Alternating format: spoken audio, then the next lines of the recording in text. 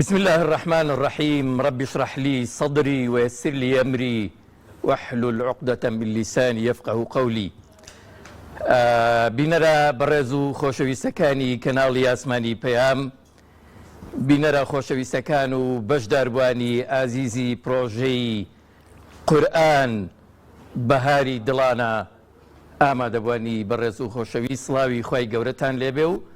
خۆشحاڵین لە وێزگەیەکی دیکە لە قۆناغێکی دیکەی پرۆژەی گەورە و مەزنی قورئان بەهاری دڵانە بە ئەوەی بەڕێز و خۆشەویست ئەگەینەوە. ئەم وێزگەیە بریتە لە تیر و پشک بۆ بەڕێزانەی کە لەم پرۆژانەیە بەشدار بوون و توانیویانە نمرەیەکی باڵا و بەرز بەدەست بهێنن. تەمان هەندێک ڕوونکردنەوە دەدەین کە ئەو بەڕێزانەی کە بەشداری پرۆژەی قورئان بەهاری دڵانەیان کردووە و توانیویانە لە تاقیکردنەوەکەیان نمرەیەکی بەرز بەدەست بهێنن، چۆن چۆنی دەچنە نێو تیر و پشکەکەی ئەم شەومانەوە. ئەم شەو هەوڵە دەین کە کۆتایی بە چاوەڕوانەکانی ئێوەی بەڕێز و خۆشەویست بهێنین بەوەی کە قۆناغێکی دیکە بچنە پێش. دڵنیا ببنەوە لەوەی کە بەشداربوونتان لەم پرۆژەیە گاتە چ قۆناغێکی دیکە. ئێمە دڵنیاین لەوە، مامۆستانی بەڕێزیش هاوکارمانە بن بۆ ئەوەی کە ئەوە دووپات بکەینەوە. بەشداربوونی ئێمە لەم پرۆژە گەورە و مەزنە لە پرۆژەی قورئان بەهاری دڵانە سەرەتا و یەکەمین بۆ خوا لە خۆ ڕازیکردنە، بۆ سوود وەرگرتنە لەو کاتانەی کە بە تەندروستیەکی باشەوە خۆی گەورە پێی بەخشیوین، بۆ جۆرێکە لە سوپاسگوزاری خۆی گەورە و میرەبان بەوەی کە نیعمەتی دینداری و ئیسلامەتی پێبەخشیوین. ئێمە لەم پرۆژەیە بەشداریمان کردووە یەکەمین جار بەوەی کە خوا لە خۆمان ڕازی بکەین، بتوانین کاتەکانمان لەم دنیاە بەشتی بە سوود بە کەڵک بەسەر بەرین، دوایەوە کە چاوەڕوانێکی کەم و کورت و بچووکمان هەبێ کە پاداشتێکی دنیایی بەدەست بهێنین. ئێمە لە وێزگەی ئەم جارەمانە کار دەکەین لەوەی کە کێنەوانەی سوودمەندی ئەم پرۆژەیە بن لە ڕووی مادیەوە. خەڵاتە گەورەکانی ئەم پرۆژەیە باس کراوە دەبنە قەدەری ئەوان. من دووبارە سوپاسی ئێوە کەم کە بە دیار شاشەکانی کەناڵەکانی ئێمەوە دانیشتون، کەناڵی ئاسمانی پەیام، کەناڵی بانگەواز، کەناڵی کۆمەڵ و لە وێزگە جیاجەکانی سۆشیال میدیاکان بینەر و بیسەری ئێمە سوپاستانەکەین کە ئەم شەو لەگەڵ ئێمە دەبن، بە دیار بەرنامەکەی ئێمەوە دانیشن. من بەشدارویەکی زۆرم لەگەڵا، دووبارە بە خێراتنیانەکەم بەسەرسەر و بەسەر چاو. یەکەمینیان بەڕێز مامۆستا محەممەد بامۆچی لێ پرسراوی گشتی پرۆژەکە، پرۆژەی قورئان بەهاری دڵانە، لەگەڵ بەڕێز مامۆستا عەتا پێنجوێنی جێگری لێ پرسراوی لقی سلێمانی یەکێتی زانانی ئیسلامی، بەڕێز مامۆستا بێسون حەمەد ساڵح ئەندامی سەرکردایەتی کۆمەڵی دادگەری و بەرپرسی مەکتەبی هەڵبژاردننی کۆمەڵ، بەڕێز مامۆستا ئەحمەد کوردی کە لە هەولێرەوە تەشریفیان هێناوە، ڕاوێژکاری ئەنجومەنی پەروەردە و بانگەواز، بەڕێز کاک داناداراوەکی یاساناس کە لە ڕووی یاساییشەوە چاودێری پرۆسەی تیر و پشکەکەکە، لەگەڵ بەڕێز مرواری خان، مرواری حەماعەلی نوێنەری دەستەی چاودێری، بەڕێز سەیدا سەلاح کارگێڕی مەڵبەندی دهۆک کە لە شاری دهۆکی ئازیزەوە تەشریفیان هێناوە، بەڕێز محەممەد نەجمەدین کارگێڕی مەڵبەندی سلێمانی و مامۆستا حەسەن عومەر سکرتێری ڕێکخراوی قوتابیانی کوردستان و لەم لاشەوە بەڕێز کاک سەروەری مام سلێمان هەیە ئیدارەی گشتی پرۆژەکە. هەر هەمووتان بەخێر بێن، سەرچاو گەورەتان کردین، خۆشحاڵین بە ئامادەبوونتان لە یەکێکی دیکە لە وێزگە گەورەکان و هەنگاوێکی دیکە لە بەرەو پێشچوون لە کۆتایی ئەو پرۆژە مەزنەخۆی گەورە پاداشتان باتەوە. دەچینە لای بەڕێز مامۆستا محەممەد بامۆچی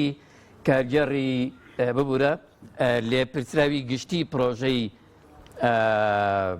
قورآن بەهاری دڵانە و تێکمان پێشکەشەکە و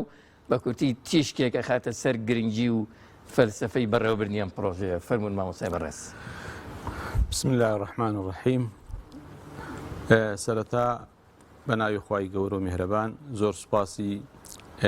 ئامادەبوانەکەم و زۆر سوپاسی بەشداربوانەکەم لە هەرێمی کوردستانە بە شێوەیەکی زۆر بەرچاو بەهێز ژمارەیەکی باش بەشداریان کرد لەم پێشبڕکیا و زۆر سوپاسی ئەو خوشک و برابەرێزانەیەکەم لە مەڵبەندەکان و ناوچەکان و سنوور و زۆندەکانی ئێمە سەرپەرشتی ئەم پرۆسەیان کرد، ئەم پێشبڕکیان کرد. زۆر سوپاسی کۆمەڵی خوشک و برای بەڕێزی مانونەناس ئەەکەم کە لە تەسیحە و داتاپەیس و داخڵکردنی معلوماتە زۆر مانوو بوون لە ڕەمەزانە لە ماوەیەکی زۆر زیاد لەمانێک خەریک بوون لەگەڵ ئەم وەزعە و زۆر سوپاسی خێرخوازانەکەم کە هەدیە و دیاری ئەم پێشبڕکیان دابین کردو بۆمان خوای گەورە پاداشیان باتەوە نمونەیان زۆرکە و زۆر سوپاسی ئەم ئامادەبوانەکەم لێرە کە ئێمە ڕوومان لێناون و بەدەنگمانەوە هاتوون. زایدەن زۆر سوپاسی کەناڵەکانی ڕاگەیاندن پەیام، بانگەواز، ڕادیۆی سونەت، ڕادیۆ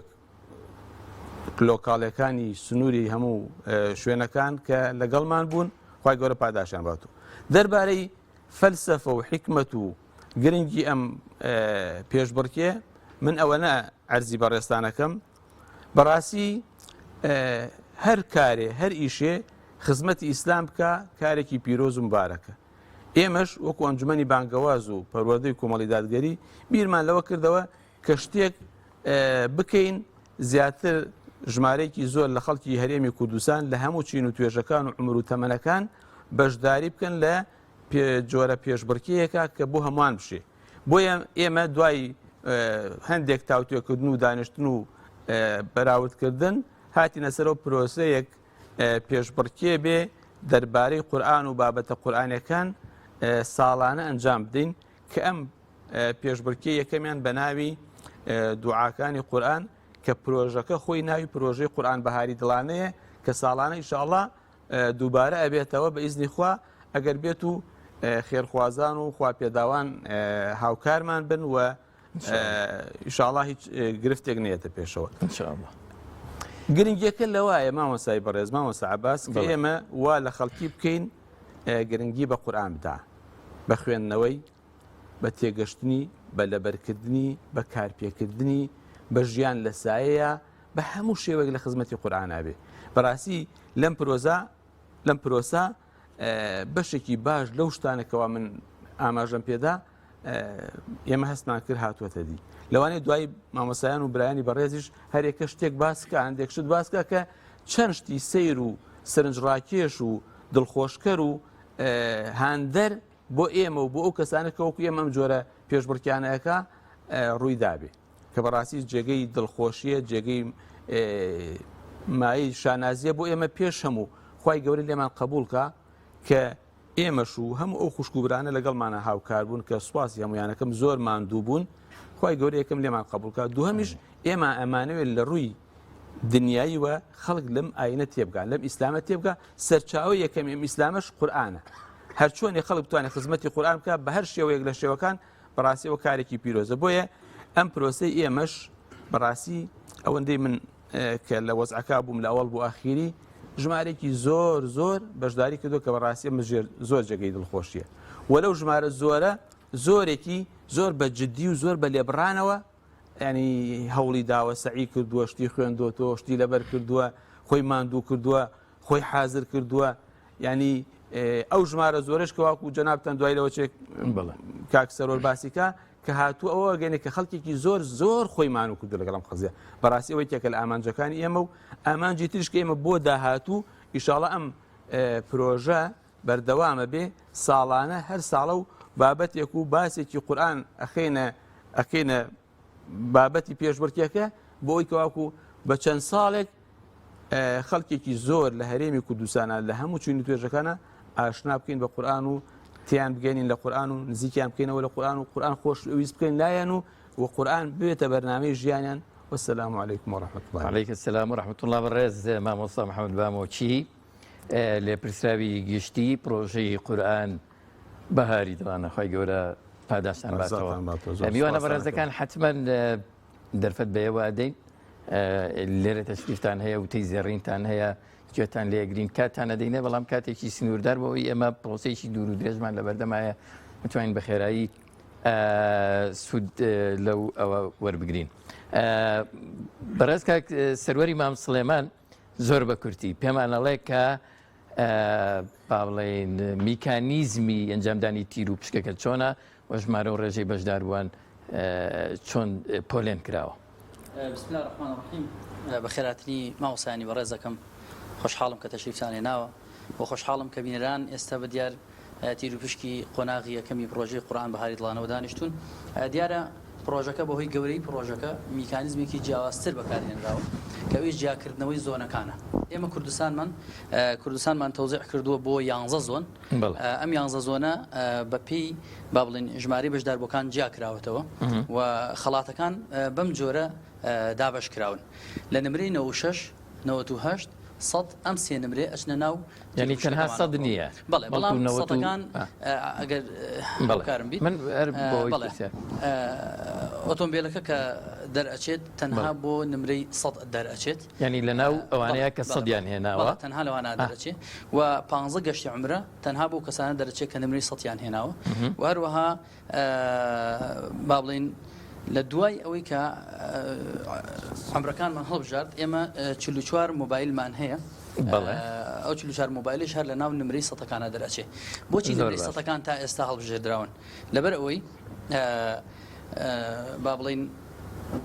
ڕێژەی بەشداری ئەوانی کە 100یان هێناوە زۆر زیاتر لەوانی 98 و 96یان هێناوە. بۆیە تا ئەم حەددا ڕێگەمان نەداوە کە ئەمان بچنە ناو تیر و پشکەکانەوە. ئەوانی کە 100یان هێناوە لە پرۆژەی قورآن بەهاری دڵانە 7489 کەس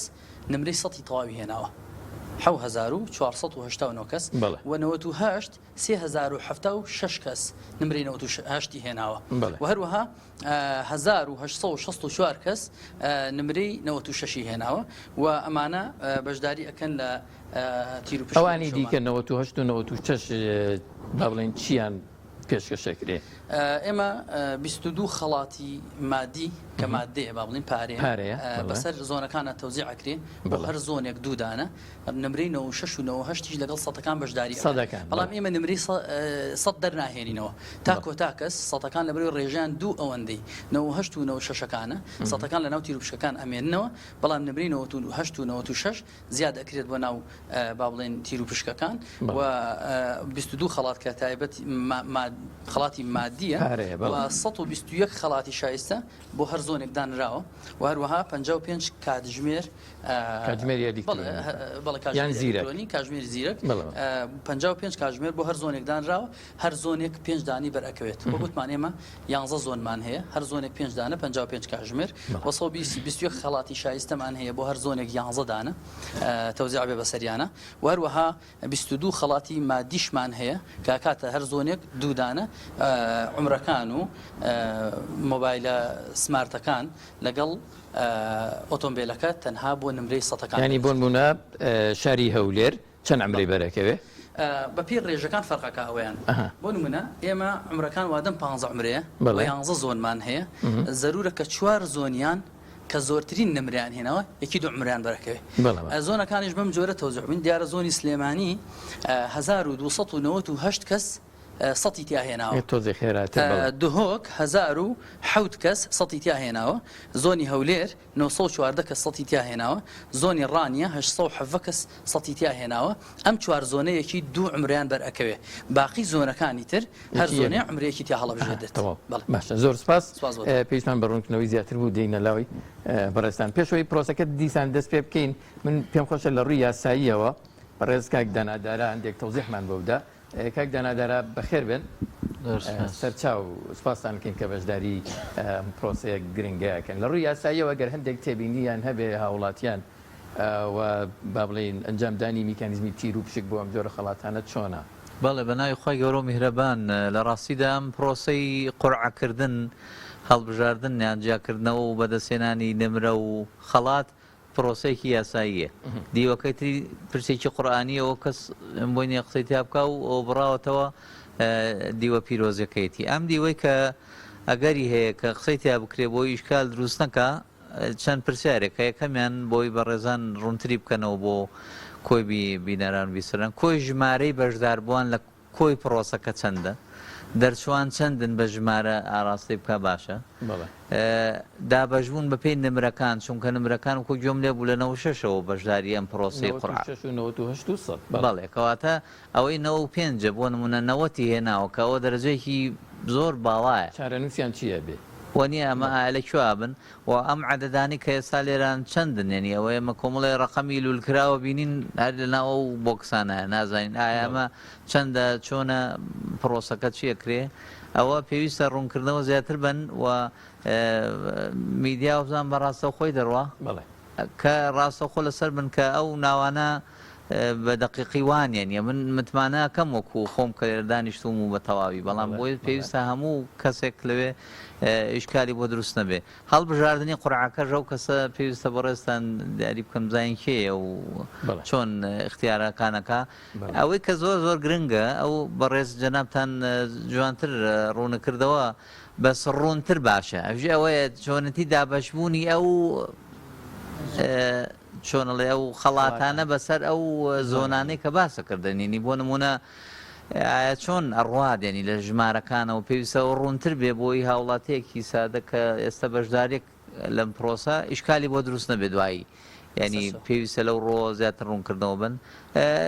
قسە دروستە بێ پێم وایە زیاتر بادەست پێ بکە پرۆسەکە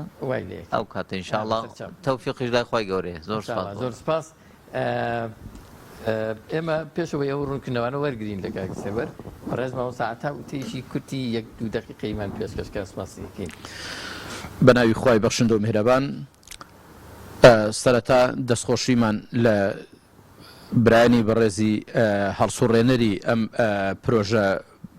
بە نرخە کە پرۆژەی قورئان بەهاری دڵانە، دەستخۆشیمان لە کەناڵی ئاسمانی پەیام بانگەواز و یەکەیەکەی کەناڵەکانی ڕاگەاندنی کۆمەڵی دادگەری پەیج و ئاکاونتەکانی سۆشیال میدیا کە بەم کارە هەساون. دەستخۆشیمان هەیە و پیرۆزبایی لەو بەڕێزانە ئەکەن کە توانیویانە نمرەیەکی باش بەدەست بێنن. بۆیە ئێمە لێرەوە بە ناوی لقی سلێمانی یەکێتی زانایانی ئاینی ئیسلامی کوردستانەوە برایانی بەڕێزم لەوێ سوپاس و پێزانینمان هەیە بۆ ئەو بەڕێزانە و پیرۆزباییان لێ ئەەکەن ئەوانەی کە خەڵاتەکە بەدەستێنن و تەنانەت ئەوانش کە بەدەستی نایەنن، چونکە لە ڕاستیە ئەوەی کە بەدەستیێنێ شتێکی مادیە، شتێکی ڕەمزیە، بەڵام ئەوەی کە لە لای خوا ئەمێنێتەوە مادام توانیوێتی نمرەیەکی باش بەدەست بێنێت و توانیوێتی لەو پێناوەدا خۆی ماندوو کردووە، ئەوە بێگومان هەر بەشداریکردنەکەی لای خوا مەجوورە و پاداشی دەسەکەوێت. ئەم شەوی شەوێکی پیرۆزە، شەوی عەرەفەیە، خەڵیانێ نوێنەرانی عالەمی ئیسلامی بەرەو یەکێک لە شوێنەکان و لە شوێنە تایبەتمەندیەکان کۆ ئەبنەوە کە کێوی عەرەفەیە کە ڕوکنێ لە ڕوکنەکانی ئاینی پیرۆزی ئیسلام بەجێنووە بە شوێنیشیە جەژن دێت. لێرەوە داوامان ئەوەیە لە پەروەردگار کە خوای گەورە نزای حاجەکان قبول بکات و جەژنیش لە هەموو لایەک پیرۆز بێ ئینشاءڵڵا. جارێکی تریش سوپاس و پێزانینمان بۆ ئەو بەڕێزانە هەیە پیرۆزباییان لێ ئەەکەین، دەستخۆشی لە هاندەرانیان ئەەکەین، ئەوانەی کە لە ناو خێزان و خانەوادەکانی و کەسوکارەکانی خۆیانە هاندەر بوون بۆ ئەوەی بەشداری پرۆژەکە بکەن و ئەوانەی کە لە دەرەوە کە سەرمایەدارەکان و کەسە خاون کۆمپانیا و خاون ئیمکانیەتەکان کە توانیویانە بە بەشێ لە مادیاتی خۆیان و پاڵپشتی ئەوە بنەکە الدال على الخير كفاعله ئینشاءڵڵا هاندانێکە بەوەی کە ئەوانیش بەشدارە بن مەجوورە بن لای پەروەردگار و خوای پەروەردگار نمونەیان هەر زیاد کە و پیرۆزی ژیان بێ ئەوانەی کە خەڵاتەکە بەدەستێنن لە ئێستەوە پیرۆزیان بێ، چونکە لە پێناو پیرۆزترین شتێکا کە قورئانە و لە ناو قورآانیشە کە دوعا و نزا و پاڕانەوەکانی قورآانیەکانە نزا قورآانیەکانە دوعا قورآانیەکانە خەڵاتەکەیان بەدەستێناوە و جێگای شانازیژە بۆ ئێمەی گەلی کورد کە لە ناو گەلی کووردا یعنی پرۆژەیەکی ئابوو جۆرە بەو شێوازە خەڵقێک و ڕێژەیەکی بەو جۆرە بەشداری تیابکە لە هەموو لەسەر تاستەری هەرێمی کوردستانە و ئەوەش گرنگی دانی گەلی کووردە بە ئاینی پیرۆزی ئیسلام و بە قورآن و بابەتە قورآانیەکان مامۆستا دەست پێشخەری خۆی کرد کە پیرۆزبایی هەر لە ئێستەوە لەو بەڕێزانە کرد کە دەبنە براوەی ئێمە سەر پیرۆزباییان لەیەکە ئینشاءڵڵا هەریکێکتان کە قەدەری خوا بۆی نووسی بێ دەبێتە خاوەنی ئەم خەڵاتە من کاک سەروەر لە ماوەی یەک خولەکە ئەگەر پرسەرێک پێویستی زیاتری بە ڕوونکردنەوەی لەوانەی بەڕێز مامۆستا داراوتی ڕوونکردنەوە بدە و بە دەست بکێ بکەین حەقی خۆی پێدەم ئینشاءڵڵا مامۆستا دارەگەم ئێمە 59 بنکەی ئیمتیحانکردنمان هەبووە ئەم 59 بنکەیە تەوزیع بووە واتە کۆ کراوەتەوە لە 11 زۆنە بۆ نمونە زۆنی پشدەر بتوێن کە بە ڕانیە ناومان هێنا لە پێشووتر بۆی ئەستەژ لێرە نووسیمانە ڕانیە پێک دێ لە قەڵاتزێ لە ڕانیە لە سەر و چاوەش کارتە لە دۆڵی باریسان واتە ئەم چوار زۆنە چوار بەرپرسی بۆ دانراوە و ئەو چوار بەرپرسش بەرپرسێکیان هەبووە وردەکاری تەواوی داتا و با بڵێن نمرەی 1996ەکان و بە شێوەیەکی گشتی لە سوشال میدیا بڵاوکراوەتەوە هەمووان بینیویانە هەموو کەس نمرەی خۆی بینیوە هەموو کەس نمرەی خۆی بینیوە و ئەمانش بە تەواوی لە سوشال میدیا جارێکتر بڵاو کراونەتەوە کەوانی ناوێنێکەکە ئەوە بوو کە لە نمرەی 95 بەرەو خوارەوە چارەنووسی وڵی ئەو دەسەڵاتمان بەسەریان ئێمە توان سەرکەوتوەکانی پرۆژەی قورئان بەهاری دڵانە خەڵا دەکرێن دیارە سەرکەوتوترین ئەوەی کە سەتی هێناوە و حەق وایە هەر لە 1400 ئەوەندە کەسەیە زیاتر خەڵاتەکان هەڵبژێن زیاتر دابەزین بۆ دوو نمرەی بۆچی مەسەرەن دوو ئەمرەی بەرکەوتووە بۆچی بۆن بوونە مەسەرەن ڕانیە ئەمرەیەکی بەرکەوتووە لەبەرەوەی ڕێژەی هێنانی 100 لەم چوار شوێنە ئێمە 15 ئەمرەمان هەیە 11 زۆنمان هەیە لە چوار شوێن زۆرترین 100 هاتووە لەبەرەوەی چانسی زیاتریان پێ بدرێ حەقی خۆشیانە لەبەرەوەی لە سلێمانی 1209 کەس بەڵێ بەڵێ ئێستا لە هەولێر 1007 کەس سەتی هێناوە لە زۆنی چەمچەماڵ 499 کەس سەتی هێناوە بۆیە زیاتر حەق وایە دوو ئەمرە بەسەر هەولێر دەستخۆشببینەرە بە ڕێز و خۆشەویستەکان من بە دەرفەتی ئەزانم دوو سپاس بکەم یەکەم کە سپاسی ئەو بەڕێزانایەکەین کە وەکو خێرخواز وەکو هاوکاری مادی معنەوی کە پشتیوانی ئەم پرۆژەیان کردووە خۆی گەورە پاداشیان باتەوە ئەوان یەکێک لە هۆکارە گەورە و کاریگەرەکانن بۆ سەرخستنی ئەم جۆرە پرۆژانە ئینشەڵڵا هیوای بەردەوامیان بۆ ئەخوازیین کە لە ساڵانی داهاتووشدا باشتر بە گەورەتر بە گرنگی پێدانی زیاترەوە پشتیوانی و سپۆنسەری ئەم جۆرە کارە خێرخوازیانە بکەن خۆی گەورە پاداشیان باتەوە سپاسی دووەم سپاسی هاوکارانم ئەەکەم لە میدیاکان بە تایبەتی لێرە بەڕێزان لە ژووری کۆنتترۆل و دەرهێنەر و ستافەکەی کاگعادل بەڕێزکە خالیل لە ژووری تەکنیک بەڕێزان لە ژووری کامێرا ماسا سالار لە دیکۆر و بەڕێزانەی ترکە بە شێوەیەک لە شێوەکان ستافەکەی مامۆستا سەروەر سپاسی هەرهەموویانەکەین کارزان کە بە شێوەیەک لە شێوەکان ئامادەکاری گەورە و کاریگەریان هەبوو بۆ سازکردنی بەڕێوەچوونی ئەم پێشبڕکێ خۆی گەورە پاداشان باتەوە ئینشەڵڵاوانیش بەشداری لەم پاداشتە گەورەیە بن با پرۆسەکە دەست پێ بکەین و لەکوێوە دەست پێ بکەین بسم الله مامۆستا ئێمە 15 خەڵاتی عمرەمان هەیە بەڵێ سەرەتا لە چوار زۆن مایکەکە دووریا لەو چوار زۆنەی کە دوو ئەمریان بۆ دەرئەچێ دەست پێکەین بە شێوەیەکی ئاسایی لە هەر 11 زۆنەکە 11 نەفەر هەڵەبژێرین باشە واتە 11 خەڵاتی عمرە دەرئەچێت دواتریش بۆ چوار زۆنی کە زۆرترین سەتیان هێناوە چوار بابڵ ناوی تر ینی لە پێشەوە لە ئەمرەکانەوە دەست پێ ئەی سیارەکەتان چی لێ سیارەکە خێن ئەخیرەوە نابێ بیخەنە پێشەوە ئەمان بە پێ زۆنەکان جاکراوەتەوە دیارە ئێمە نابێ ناکرێت مەچەند تەکلیف بکەین بیخەنە پێشەوە بۆی ئەو بەڕێزانەی تر لە دڵڕاوکی گەورە زۆر باشە کەواتە پرۆسەی ڕاکێشانی 15 عمرە گەشتی ماڵی خوا دەست پێەکەی هەریەکە لە هەولێر و سلێمانی و کەرکک و دهۆک و هەڵەبجا چی دوو ئەمریان بەرەکەوێ زۆنەکانی دیکەش یەک عمرە لە هەردانێک هەڵبژێر زۆر باشە دواتر چوار زۆنی زۆرترین سەتیان هێناوە ئەمرێکی دیکاتە ئێستا هەر زۆنە و 11 زۆنمان هەیە هەر زۆنە و ئەمرێکی بۆ ڕاکێشین بزانین ئینشاءڵڵا بەرچ بەشداربوویشی بەڕێز دەکەوێت ئێستا بەڕێز مامۆستا محەممەد بامۆچی لە پرسراوی گشتی فەرمێت لە مامۆستا محەممەد لە هەولێر ئەمرێکمان بۆ ڕاکێشە فەرموو ئەوە زۆنی هەولێرە مامۆسای بەڕێز ئەمرێکمان بۆ ڕاکێشێ و ئێمە لێرە دەیخوێنینەوە بێ بە تەواوی تێک بدرێ دەستان خۆش دانێک دەرکەمەوە ساوێ زەحمەت مامۆسای بەڕێز دەستان خۆش بێ سوپاس فەرموون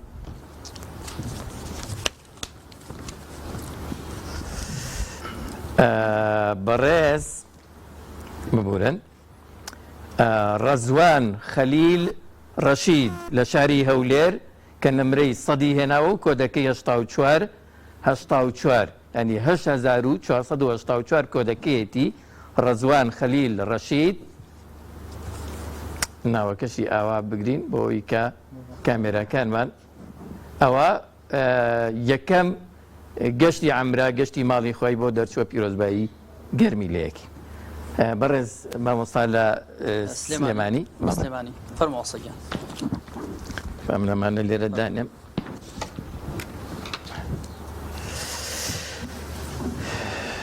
کە سەروەر ئەمە بالای جەنابت بێ فەرموو دەست خۆش مامۆستای بەڕێز نادانەیەکە ئەمە لە زۆنی سلێمانیە شاناز دەروێش محەممەد بە کۆدی 4532 کە نمرەی سەدی هێناوە گەشتی دووهەمی عەمرا و ماڵی خۆی بۆ دەرچوو پیرۆزبایی گەرممان هەیە مامۆستا بێستون فەرموو ئوستاز با من ڕوونکردنەوەیکی بچووک بدەم فەرموو بۆ بەرە کاک دکتۆر بێستون ئەوانەی کە ئێستا خەڵاتی عومریان بۆ دەرئەچێ ئەگەر یەکێک بوون لەوانەی کە سیارەکەشیان بۆ دەرچوو ئۆتۆماتیکی عومرەکەی لێ وەرەگرینەوە سیارەکەی پێشکەش بێ پیرۆزی بێ لە هەمان زۆن خەڵاتێکی تری عومرە هەڵەبژێرینەوە ئەوە ئەگەری یەک لەسەر 7400 ئەگەر ڕوویدا زۆر باشە فەرموو مامۆستا لە کەرکووک سەرەی زۆنی کەرکووکە گەشتێکی عەمرەی بۆ دەرەچێ بزانین بەنسیبی کێ بێ ئەفوو مامۆستا بێستون دەست خۆش با تۆزێ بە خێرایی ئەوە بکەین بەڕێز سەیوان سالار ئەجل تەمەنەکەشان تەنیشتی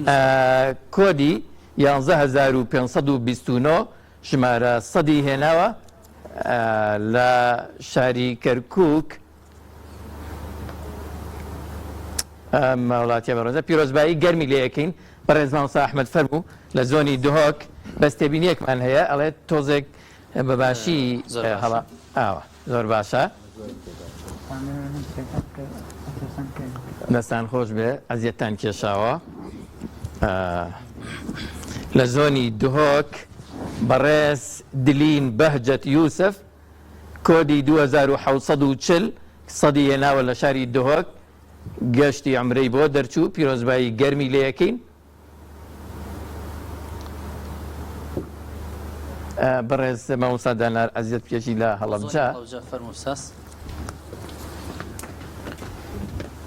زۆر باش شتێکی هەڵی یاسایی تێ نەکەوێت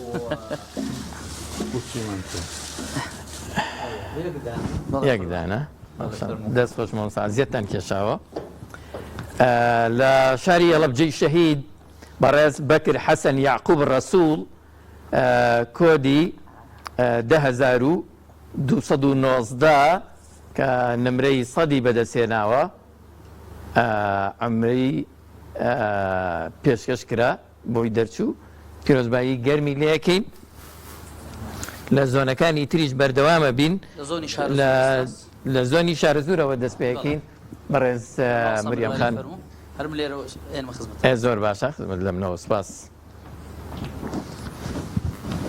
دیارە زۆنی شارەزور ئێستا زۆنی شارەزورە فەرموستاس ئەگەر دەرکەوی لە کامێرەکە سپاس تەواوە تەواوی بینیە ئەزیەتان کێشا سپاس لە زۆنی شارەزور بەڕێز خوشکە چاوان حەمەعەلی خەسرە و ئەحمەد کۆدی 3690 لە دەربەندی خان عمرێکی پێشکەش کرا پیرۆزبایی لێ یەکەین. زۆر سپاس. ئێستا لە زۆنی گەرمیان مامۆستای بەڕێز جەنابی فەرموو کاک عەبدوڵڵا کابڵا لێرە فەرموو لە زۆن گەرمیان بڵێ ئەرکنە بێ بچیتە ئەو دی و بۆ ئەوەی کە چاویان لێ بێت ئەجێت پێشنەوە بە ڕێزانەش بچنە ئەو دی و ئەوە بە باشی خۆش یەکدانە دەست خۆش بفەرمونون لە زۆنی ئەمە لە زۆنی کوێیە؟ زۆنی گەرمیانە کفری؟ لە کفری زۆنی گەرمیانە دانیشتی کفریە بەڕێز خوشکە دەروون فەریق عەبدوڵڵا محەممەد کۆدی 11252 کە نمرەی سەدی هێناوە لە شاری کفری ئەمرەیەکی بۆ دەرچوو پیرۆزبایی گەرمی لەیەکەین. بەڕێز مامۆستا سەیدا زۆنی چەمچەماڵ فەرموو سەیدا سەلاح بەخێر بیت لە دهۆکەوە دوایی دەرفەتە دەدەی نەگەر تایبەت نییە بەوە ئەگەر مایکەکەی بیتێکە ناو خدای مازن و دلوان دەستپێکی سوپاسیە کا بێ پایان بۆ خدای خالق و دلوان جهد الخوشحالی ام افریقا الویره و چاوه بشدار بویا شم بجم سرتاسری هرما کردستان خلقه که چاوه وان الما الپروژه که حسا یه مازن و پیروس از درش ناکم تنه مدویتن رون کرنه که بو بشدار بویا ین دهو که بدم چونکه چد بیتن هندک جاراش ناحیا لهجه و گلک باشتینه زور باشه اف نوبت هاتینا کیشان یعنی در کفتین کو عمره بوانا در کفتین اودی چنت نوف سیاره دابا خلاط سیاره یه ترومبل بجین دی دوباره اف نوبه هنت نوف دابا الدیما هي ان شاء الله وزور سپاس بوا سپاس بۆ تۆش چاجایی پرسەری دیکەشمان هەیە سەیدا بەس ئێستا بفەرموو لە زۆنی چەمچەماڵ بەباشی ئەمەیە تێکی بدە تەواو ئێستا زۆنی چەمچەماڵ بەڵام تێکی بدە عەزیز نەبێ سەیدا سەلاح زیاتر بێ زەحمەت دەستان خۆش باشە دەستان خۆش دەست خۆش ئێستا لە زۆنی چەمچەماڵ گەشتێکی عمرەمان هەیە زۆر سپاس سەیدا بزانین بەنسیبی کێ بووە بەڕێز هاوڕێ جەلال عەبدوڵڵا غەفوور کۆدی 1350 نمرەی سەدی هێناوە گەشتێکی عمرەی پێشکەشکرا پیرۆزبایی لێیەکەین پیرۆزە بەڕێز مامۆستا محەممەد فەرموو زۆنی کێمان هەیە زۆنی سۆرانمان هەیە فەرموو ئوستاز زۆنی سۆران بەخێبن دکتۆر فەرموو با زیاتر تێکەڵ بێ عەزیز نەبێت دکتۆر ژێرەوەی شەمی دەستان خۆش زۆر سپاس بەڕێز مامۆستا تۆش هەر تەشریف بەرە تا ئێمە ئەمە ئەخوێنینەوە ئامادە بە ئەوەی سوود لە کاتەکە وەربگرین زۆر سپاس مامۆستا ئەمە زۆنی سۆرانە خوشکە سومەیە عومەر اسماعیل سۆفی ڕەحمان کۆدی 7827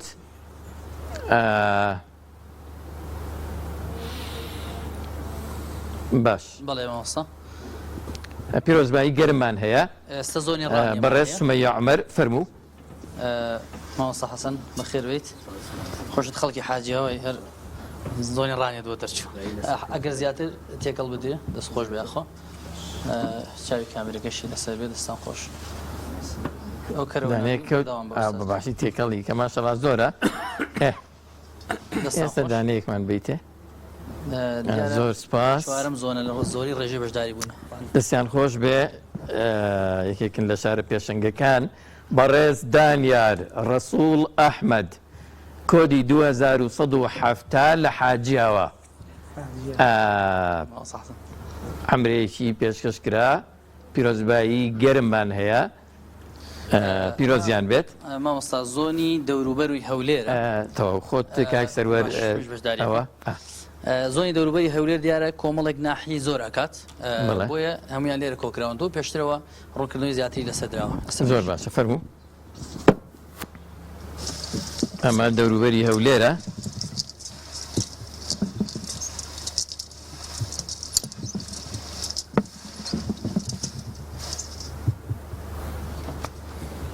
زۆر باشە لە دەوروبەری هەولێر بەڕێز ئەسعەد سەلام ئەسعەد کۆدی 1994 لە تەقتەق کە ئەمرەیەکی بۆ دەرچوو پیرۆزبایی گەرمی لێەکەین پیرۆزیان بێت ئێستا بەڕێز کاک سەروەر ئێمە 4 عمرەمان ماوە ئێستا ئێمە هەر زۆنێک 11 عمرەمان ڕاکێشاوە کوردستان لەم قورئان بەشداری بوون 11 گەشتە عمرە دەرچووە ئێستا 4 گەشتە عمرە ماوە بەسەر زۆرترین ڕێژەی بەشدار بوو لە زۆنەکانە دابەشەکەی ئەو 4 زۆنەکانمانن 4 زۆنەکان زۆنی سلێمانیە کە 1298 کە سەتی تیاهێنا بوو زۆنی دهۆک خۆشەویستانی بادینان 1007 کەس سەتی هێنا بوو و زۆنی هەولێر سنتەری شاری هەولێر 914 کەس سەتی تیا هێنا بوو و زۆنی ڕانیە و هاتە پشدەر بتوێن کە 807 کەس سەتی تیا هێناوە ئێستا قورئا کێشین بۆ زۆنی سلێمانی بۆ دووەمین گەشتی محەممەد ئەگەر عەزیەت کێشیت گەشتێکی عمرەمان لە شاری زۆنی هەولێر یەک پرسیارمان هەیە مامۆستای بەڕێز پێشەوەی پێم باشە مامۆستای بەڕێز ئەو شوێنانەی کە هەڵێن نەو بەڕێزانی کە قورعەکە هەڵەبژێن خەڵکی ئەوێ نەبن باش ئەزانین بەڵێ ئەزانم بەقۆبانی جوانە بەڵێ باشترە ئاوا بین بۆ نمونە مامۆستایکی بەڕێز بۆ خۆی خەڵکی ڕانیە من تەواو متمانم پێێتی و ڕازگۆشە و تەواوە بۆی ئێمە هیچ بۆ شایەک نەهێڵینەوە هیچ بۆ شایەک نێڵی ناتێبینەکە جوانە دەستخۆش زۆر سپاس تەواو هەولێر فەرموو جەناب بسم الله تێبینیەکەم و جەنابەت نەبوو لە هەولێر ماوە لە سلێمانی یا لە هەولێر لە هەولێر هەڵبژێرە مامۆستا جیازی دروست ناکە فەرموو ئەوە زۆنی هەولێرە یەکێکە لەوانەی کە ڕێژەیەکی زۆر نمرەی سەدیان هێناوە بۆیە دووهەمین عمرە لە زۆنی هەولێر ڕاکێشرێ زانین بەرچیەکەوێ دەستخۆش جەنابی مامۆستا بەڕێز عەبدولحەمید حەمەدەمین سادق کۆدی 8734 لە شاری هەولێر کە نمرە سەدی هێناوە گەشتێکی عمرەی بۆ دەرچوو پیرۆزبایی گەرمی لێەکەین بەڕێز مامۆستا تا تەشریف فەرموون بۆ زۆنی دهۆک بێت لەبەرەوەی تێبینەکەی لە زۆنی دهۆک مامۆستا لێرە مامۆستا ئەمە دووەک لەم سەرە وەڵێ زۆنی دهۆکمان بۆ هەڵبژێرە بساس با زیاتر تێکەڵ بێت دەستان خۆش بێ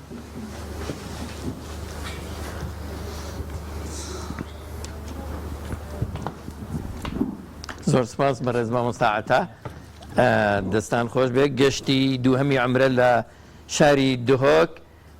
بەر فیردەوس سەدیق عومەر کۆدی 2933 کە نمرە سەدی هێناوە پیرۆزبایی لە فیردەوسەکەین پیرۆزیان بێت با زۆنی ڕانیە بێ زۆنی ڕانیە پێش ئەوەی کە بە مامۆستا بێستون ڕاستپێرین وەکو تێبینی و بە چاوڕوونیەک هەر بە ڕێزێک کە ئێستا بینەری ئەم پێشبڕکەیە کە بەڕاستە و خۆ پێشکەشەکرێ ویستی ئەوەی هەیە کە بەشداری بکات لە پێدانی خەڵاتی زیاتر پێدانی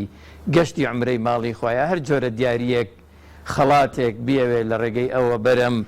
بەشدار بۆ بەڕێزانە بکەوێ پێشکەشیان بکات ئێستا توانێت بە ژمارەکانی کەناڵی ئاسمانی پەیام ژمارە تەلەفۆنەکان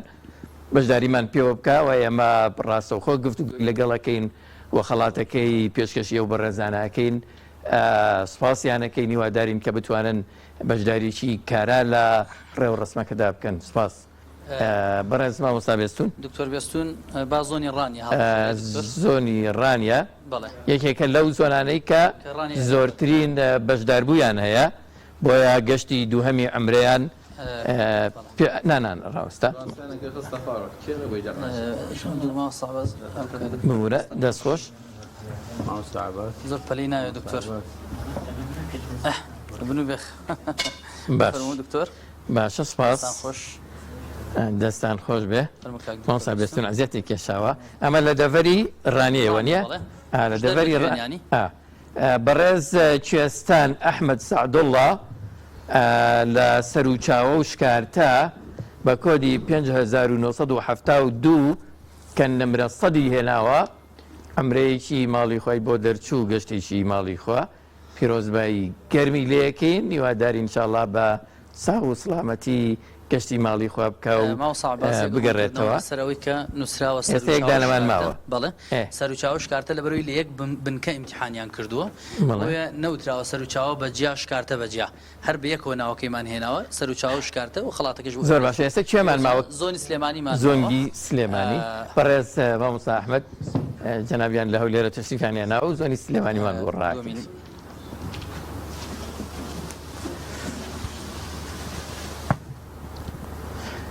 ئەمە کۆتا گەشتی عمرەیە کاگۆنیە دەستان خۆش بێ مامۆستای بەڕێز ئەمە دوایمین گەشتی عمرەیە ئەگەر ئینشاءڵڵا کەسێکی دیکە بەشداریمان لەگەڵ بکە گەشتی دیکەی عمرە زیاد بێ وەگەرنا ئەمە کۆتا گەشتی عمرەیە لە شاری سلێمانی بۆ بەڕێز هۆنیا هونەر عومەر لا پیرەمەگرون بە کۆدی 1001 کە نمرە سەدی هێناوە گەشتێکی ماڵی خۆی بۆ دەرچوو پیرۆزبایی لەکەین سەرکەوتو بێ و سەد نمرەی هێناوە حتمما شایستەیەتی وەکو بەڕێزانەی تر کە گەشتی ماڵی خوا بکە خۆی گەورە ئینشاءڵڵا بەنسیبی ئەو بەڕێزانە و بەڕێزەکانی دیکەشی بکات ئەمە بینەرە بەڕێز و خۆشەویستەکان قۆناغی یەکەمی تیر و پشکەکە بوو لە هەموو زۆنەکانە کە 11 زۆنە 15 گەشتی ماڵی خوا تیر و پشکی بۆ کراوە ئەنجامەکەی دەرچوو ئێستا هەر یەک لەو بەڕێزانە ئەزانێت کە گەشتی ماڵی خۆی بەنسی بووە ئینشاءڵڵا پیرۆزبایی گەرمیان لەکەین گەشتی باڵیێزگەیترمان قۆناغی دووەمی تیرپشکەکەمان خەڵاتی مۆبایلی سمارتە با بڵێن مۆبایلی زیرەکە کە 44 خەڵاتە بەسەر 11 زۆنا بەبێ جیاوازی تەوزیعمان کردووە بۆ هەر زۆنێک 4 مۆبایل دەرئەچێ تەنها بۆ خەڵاتی عمرەکان ڕێژە زۆرەکان فرسەتێکمان پێدان بەڵام ئێستا فرسەتەکە هاوبەشە بێ بۆ زۆنەکانی بەشداربووی پرۆژێ هەر زۆنێک 4 زۆر باشە ئێمە 4 مۆبایل هەڵەبژێری مۆبایلی زیرەک جۆری مۆبایلەکانتان چییە؟ جۆری مۆبایلەکانتان چییە؟ سامسۆنگە دەستخۆشیان لەیەکەین ئینشاءڵڵا بەشک و 40 دانەوتان 44 بەشک و تاویەکەین ببن بە 50 ئەمە خۆیە کەسێک ئەگەر بکری هاوکارانمان ژمارەی مۆبایل لەسەر شاشە بڕات وی گەر کەسێک زۆر باشە حتمما واکەن بەڕێز مامۆستا ئەحمەد کوردی پێشەوەی پرۆسەکە دەست پێ بکە لە هەولێرەوە تەشریفیان هێناوە یەکێکە لەو بەڕێزانەی کە بیرۆکە و دەستی گەورەی هەبووە لە ئامادەکردن و بەڕێوەبردننی ئەم پرۆژەیە خۆی گەورە پاداشیان باتەوە بە خێراتنی گەرمتان لەکەین و تەیەک بە کورتی بسم الله الحمد لله والصلاة والسلام على رسول الله وعلى آله وأصحابه ومن والاه سرتا داواکارم لخوای پەروەردیگار کاروبارمان لە بۆ خۆی یەکلایی بکاتەوە ئیخلاسمان بە قسمت بکات و بە خێراتنیی گەرمی مامۆستایان و دەستخۆشی لە جەنابەت و لە باقی برایان خوشکان دەکەین لە سەرخستنی پرۆژەی قورئان بەهاری دڵانە و لە زنجیرەی یەکەم کە بە ناونیشانی دوعاکانی قورئان بوو من هەر لەسەر ئەو قسەی جەنابێت کە ئاماژەیەکت بەوە کرد خەڵکی دەوڵەمەند خەڵکی خواپێداو ئەو منزەرە دەبینێت کە ئێستا لەو جێگایەوە لەو شوێنەوە لەو کاتە پیرۆزەدا هەروەکو جەنابی مامۆستا عەتا و مامۆستایان فەرمیان کە لە شەوی عەرەفەین و لەو کاتە پیرۆزەداین یعنی بەڕاستی بە قۆڵی مەردایەتیان لێ هەڵماڵن بۆ ئەوەی بێن دڵی خەڵکێک دڵی گەنجێک یاخود خوشکێک یان برایەک یان ئیختیارێک یعنی ئەو تەمەنانەی کە من بەرچاوم کەوتووە لە 5 ساڵان لە 6 ساڵان بەشداریان کردەوە تاوەکو 86 ساڵی کەواتە بەڕاستی جێگای ڕێز و تەقدیر و دەستخۆشیە بۆیە دەوڵەمەندەکان دەرفەتێکە و برانی کۆنتترۆلیش باش شاشەیەکی کراوەی خەتێکی یاخود هێڵێکی گەرم حتمما برانی کۆنتترۆل ژمارە تەلەفۆنەکانمان بۆ خەنە سەر شاشە و هەر بە ڕێزێک پەیوەندی کرد ئینشاءڵڵا ئەگە دەرمان بکەنەوە ئێمە قسەی لەگەڵەکەین و شێتوانێ بەشداری لەم کارە خێرە گەورەیە زۆر سپاس ئێوەش دووبارە بەخێربێن لە شاری هەولێرەوە قۆناغی دوام دەست پێکەین و ناو بەناو دێنە لای بەڕێستان بۆ گفتوگۆکردن بەڕێز کاک سەروەر لە کێوە دەست پێکەین زۆر باشە کاک سەروەر زۆرترین ئەوە ئەکا بۆی پرۆسەکەمان تۆزێ بە خێرایی بچێ بەڕێوە ئینشاءڵڵا کاک سەروەر بۆ خۆتان ناوەکانتان هەڵگرن ئێستا لە باڵین لە زۆنی یەکەمەوە لە زۆنی هەولێرەوە دەست پێەکەین ئەوە ئێستا تیر و پشک بۆ مۆبایلە زیرەکەکان ئەنجام دەدرێت هەر زۆنە و چوار مۆبایل یەک وەنیە یا هەر چواری هەڵابژێری قوربان فەرموون پێشەوەی ئەوە بکەیت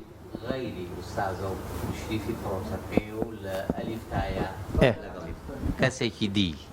پرۆسی قڕعەکە بکەم پێم باشە لە دانیشتوانی سەرمێزیش نەبێ کەسێکی دی مادەم پرۆسەکە زۆر تێبینەکەی بە هەند وەرەگرین طبعاً بینەرە بەڕێز و خۆشەویستەکان بەڕێز مامۆستا دانادارا بۆیە تەشریفیان لێرەیە کە لە ڕووی یاساییەوە یا و مامۆستا بەڕێزانەی تر لە ڕووی شەریەوەیان هەر تێبینێکی تر پرۆسەکە زۆر بە پاکی زۆر بە جوانی بەڕێوە بچێەوە ئەو پەڕی هەوڵ بدەین کە هیچ ئیشکالێکی بچووکی زۆر بچووکیشی تیانەبێ لەبەرەوە و بەڕێزان نوێنەری ئێوەیە لێرە تەشریفیانەوە ئێمە ڕۆز ڕێزی تاو لە قسەکان و پێشنیارەکان یەگرین وواکەین ئەو بەڕێزە کاگە ئەحمەد لێرەیە بۆی کا وەرەقەکانمان بۆ ئەوە بکە کاگە ئەحمەد زۆر بە جوانی تێکەڵاوی بکە و ئێستا بینەرێکی زۆر چاوەڕوانی دەستی تۆیە کاگە ئەحمەد باشە بێنە بۆ من زۆر باشە ئێوە پرۆسەکەەوە بەڕێز ئاسیا فەتاح غازی لە شاری هەولێر مۆبایلێکی زیرەکی بۆ دەرچوو بە کۆدی 1924 هەر لە شاری هەولێرە مێنینەوە تا هەر چوار زۆر باشە هەر لە زۆنی هەولێرە مێنینەوە چوار مۆبایلی زیرەک ئەمە لێرە دانین کاکوانە زۆر باشە ئەمانە هەر سەدیان هێناوە نییە کاک سەروەر هەر لە شاری هەولێر بەڕێز شەیماخان شەیما وەلی حوسێن بە کۆدی 1966 کە نمرە سەدی هێناوە مۆبایلێکی زیرەکی بۆ دەرچوو پیرۆزبایی لێەکەین ئەحمەد بەڵێ هەر سپاس دەکەم هەر لە یەکەمی بڕۆ لە شار تۆ تاو کە تازاوە ئەوە یەکەم ئۆستاس بەڵێ ئازانم لای ئێمەوانێ لای ئێمە یەکەم شارە زۆرە زۆر باشە زۆر باش ئێستا زۆنی شارە زۆری جیازی دروست ناکات بە حەزەکەی هەولێر تەواو بێت مامۆستا چۆن تەواوکە فەرموو هەولێر تەواوکە دوایی خۆی بڕات تۆزێ گەڕێنەوە بۆ شارە دوورە مامۆستا دانا بەڵێ زۆر سپاس لە شاری هەولێر سێهەم خەڵات بۆ مۆبایلە زیرەکەکان فریاد شاکر حەمەد کۆدی 8562 کە نمرە سەدی هێناوە مۆبایلێکی زیرەکی بۆ دەرچوو پیرۆزبایی گەرمیان لێەکەین هاوکارانە مەگەر ئەوان فەرموو کاک ئەحمەد چوارەم خەڵات هەر لە شاری هەولێر هەلێرەوەی خوێنمەوە ئۆستاس چوارەمین خەڵاتی مۆبایلی زیرەک محەممەد عەبدوڵڵا مستەفا محەممەد عەبدوڵڵا مستەفا لە شاری هەولێر بە کۆدی 1928 گەبچێتە سەر شاشە فەرموو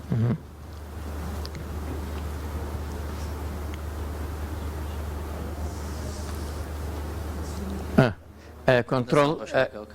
لە کێشی کامێرەمان هەیە لێرەوە بۆیان ئەوە بکەین بەڕێز محەممەد عەبدوڵڵا مستەفا بە کۆدی 1928 مۆبایلێکی زیرەکیان لە شاری هەولێر بۆ دەرچووە پیرۆزبایی لە بەڕێزیانەکەین ئۆستاد دەچینە سەر زۆنی زۆر سپاس ئێستا لە زۆنی شارە زۆر چوار خەڵات ڕاکێشین بۆ مۆبایلە زیرەکەکان لە زۆنی شارە زۆر زۆر سپاس لە زۆنی شارە زۆر بۆ مۆبایلە زیرەکەکان بەڕێز سەنا یاسین حسێن بە کۆدی 3620 لە شاری دەربەندی خان پیرۆزبایی گەرمیان لێەکەین ئەوە شاری دەربەندیخان دوو خەڵاتیان بەرکەوت دیارە زۆنی شارە زور ماوەسا شاری دەربەندیخانە هەڵەبجەی تازە شارە زور وا بڵێن بەڵێ لەگەڵ سەی سادق لەگەڵ پێنجێن هەر لەوە بێک زۆن دیاری کراون بۆی تێبینێک دروست نەبێت لەسەر کە دوو خەڵات بۆ دەربەندیخان دەرچۆکە ئاینتیان ئەیترەوە قەدەرە بەڵێ دوو هەمین ڕاکێشە بەڵێ بەڵێ عربەتیش لەسەر شار بڵێ خەڵاتی دوو هەم لە زۆنی شارە زور بۆ مۆبایلە زیرەکەکان بەڕێز ئانیا باهر حەمە ساڵح کە نمرە سەدی هێناوە بە کۆدی 3634 هەر لە شاری دەربەندیخان پیرۆزباییمان هەیە پیرۆزباییان لێەکەین فەرموو خەڵاتی سێهەم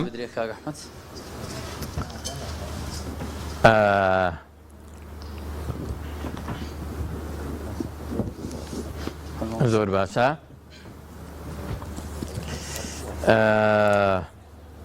ئەم جارە لە هەڵەبجەی تازەیە بەڕێز سەربەست خەتیب ڕەشید کۆدی 10490 کە نمرە سەدی بەدەستێنەوە مۆبایلێکی زیرەکی بۆ دەرچوو پیرۆزبایی گەرمی لێەکەین پێشکەشیان بێت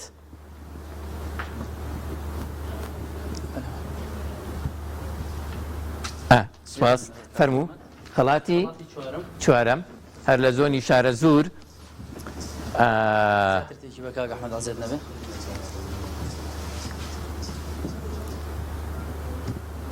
کاک ئەحمەد دەستان خۆش بێ ئێستا دوعای خێریشێ بۆ ئەکەن حتمەنا لە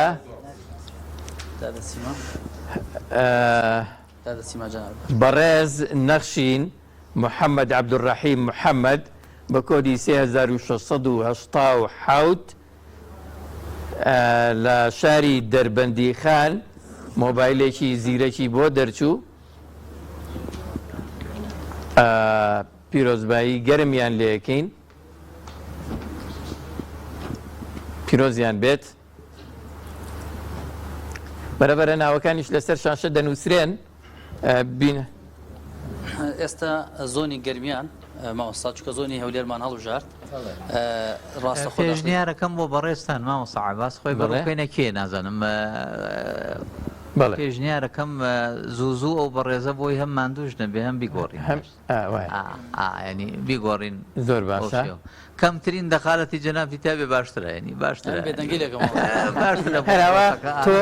بگۆڕی و بێنی ئەگەر تێبینیەک دەبێت ڕوونکردنەوەیەک هەبێت من تەنها میکانیزمەکان ڕوونکردنەوەکان بەسەر چاو بەڵێ سیما خانوەنیە بەخێر بەی سیما ناسما خان بەخێر بەی بەخێر بەی سەر چاو فەرموو لە زۆنی گەرمیان زۆنی گەرمیان لە چی و چی پێگاتووە لە باوڵێن باوەنور شاری کەلار شاری سموت شاری کەفری خانەقینیش ڕێژێکی باش لە بەشداربوومان هەبووە زۆر باشە ئەمە یەکێکە لە خەڵاتەکان وەنیە چوار خەڵاتمان هەیە لە زۆنی گەرمیان ئەمە لە شاری کەلارە بەڕێز پەیوەند حەسەن عەلی محەممەد کە نمرە سەدی هێناوە بە کۆدی 12248 مۆبایلێکی زیرەکی بۆ دەرچوو پیرۆزبایی گەرمیان لێەکەین زۆر سپاس پیرۆزباییان لێەکەین بڵێ زۆر سپاس ئەمە لە خەڵاتی دووهەمە لە زۆنی گەرمیان بۆ مۆبایلە زیرەکەکان بەڕێز بوشرا محەممەد حەمید محەممەد لە شاری کەلار کە نمرە سەدی هێناوە 12190 کۆدەکەیەتی مۆبایلێکی زیرەکی بۆ دەرچوو پیرۆزبایی گەرمیان لێەکەین بەرەبەر هاوکارانم لە ژووری کۆنتترۆل خەڵاتەکان دەنووسن دەستخۆشییان لێەکەین ئێستا خەڵاتی سێهەم بۆ مۆبایلە زیرەکەکان لە زۆنی گەرمیان دەرەچێت بەڕێز بەهار عومەر کەریم فەرهاد لە شاری کەلار کە نمرە سەدی هێناوە بە کۆدی 12208 مۆبایلێکی زیرەکی بۆ دەرچوو پیرۆزبایی گەرمیان لێەکەین چوارەمین خەڵات چوارەمین خەڵات ئەوە تۆزێک زیاتر ئەوە بکە دەستان خۆش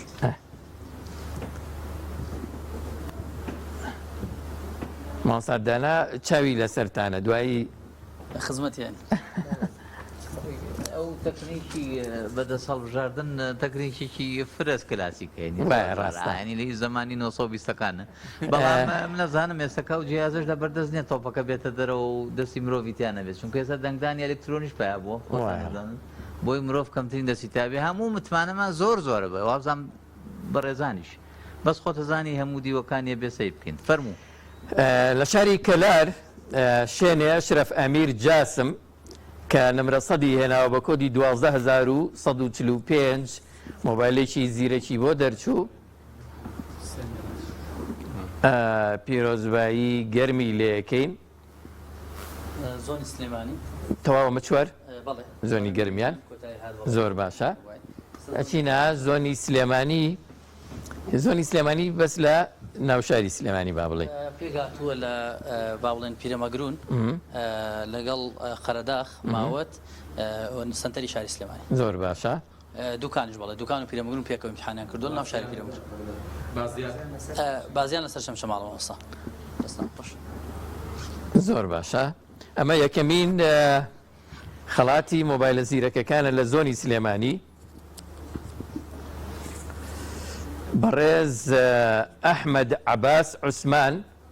کە نمرە سەدی هێناوە بە کۆدی 5075 بەڕێز ئەحمەد عەباس عوسمان مۆبایلێکی زیرەکی بۆ دەرچوو پیرۆزبایی گەرمی لێەکەین خەڵاتی یەکەم دواتر خەڵاتی دووەم لە زۆنی سلێمانی بەڵێ خەڵاتی دووەم لە زۆنی سلێمانی بۆ مۆبایلە زیرەکەکان تۆزێ دەسوبرد نەکەین قەلیلێک لە خوێندنەوە زۆر باشە لە زۆنی سلێمانی بەڕێز سیامەند باقی مەحموود یونس کە نمرە سەدی هێناوە بە کۆدی 4210 مۆبایلێکی زیرەکی بۆ دەرچوو پیرۆزبایی گەرمی لێەکەین فەرموو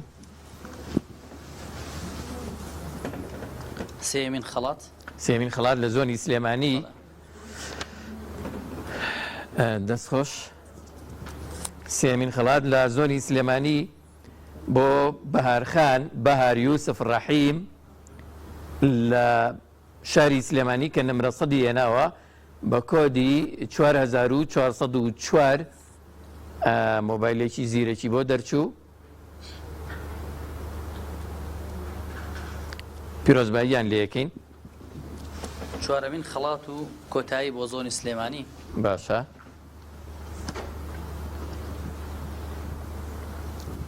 یەکدانەوێ نەبێ بەدووە ئەمە چەندەمین خەڵاتە؟ چوارەمین خەڵاتە ئەلین عیماد عیزەدین کە نمرە سەدی هێناوە بە کۆدی 4453 پیرۆزبایی گەرمی لێەکەین مۆبایلێکی زیرەکی بۆ دەرچوو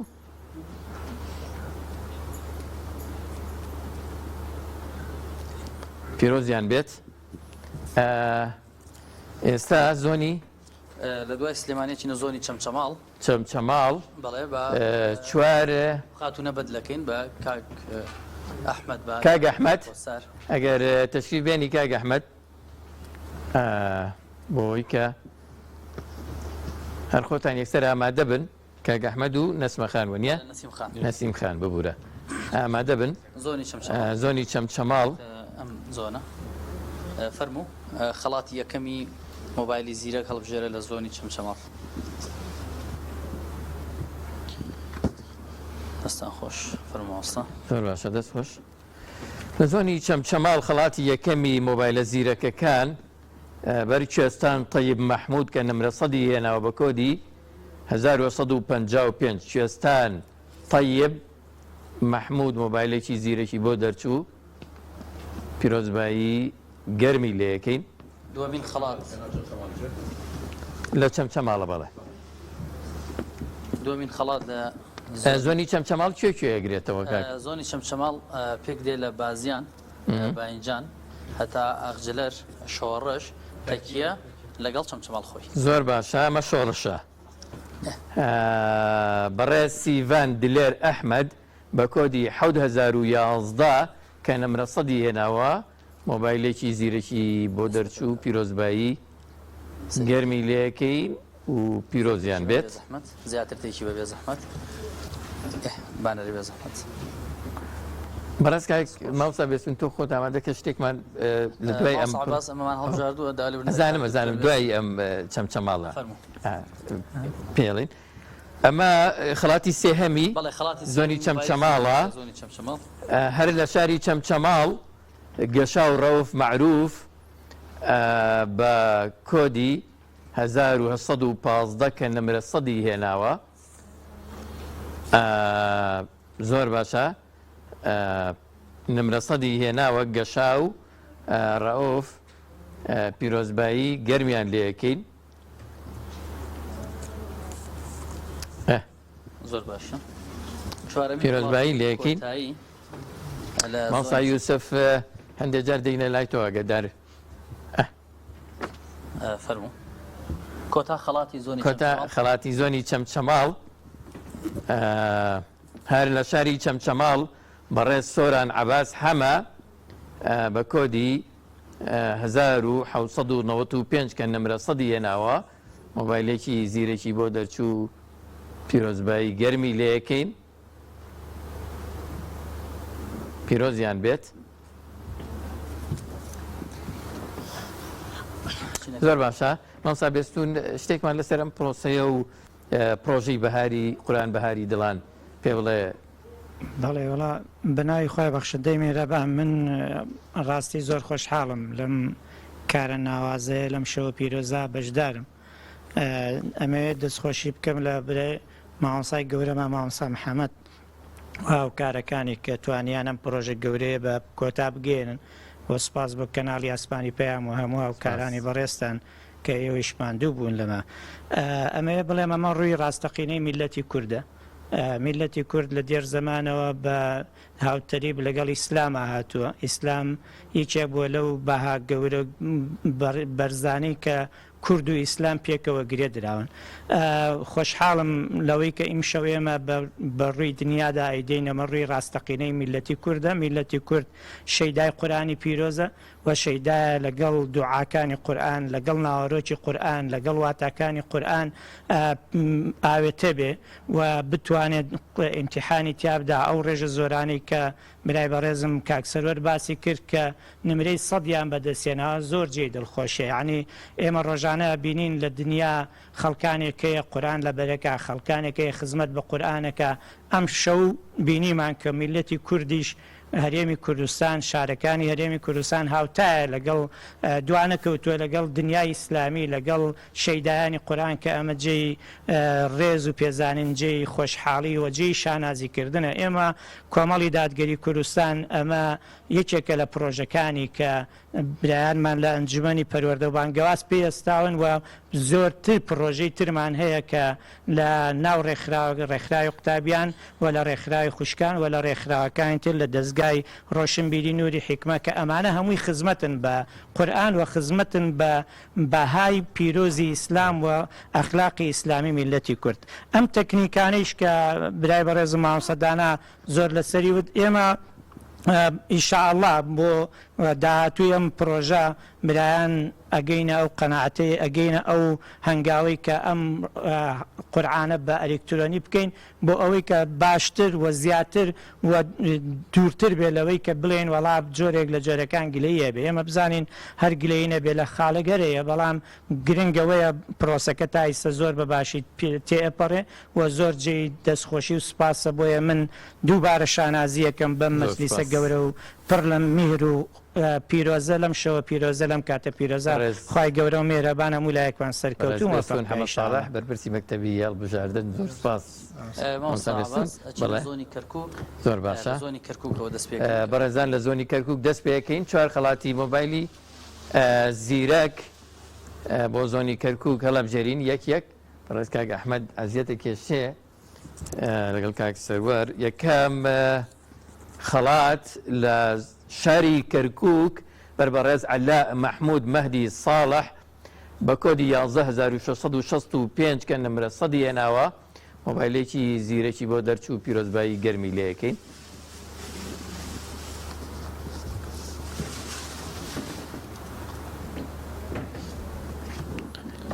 بینەرە بەڕێزەکان ئاگادارەکەین کە ناوبەناوانەی کە خەڵاتیان بۆ دەرچووە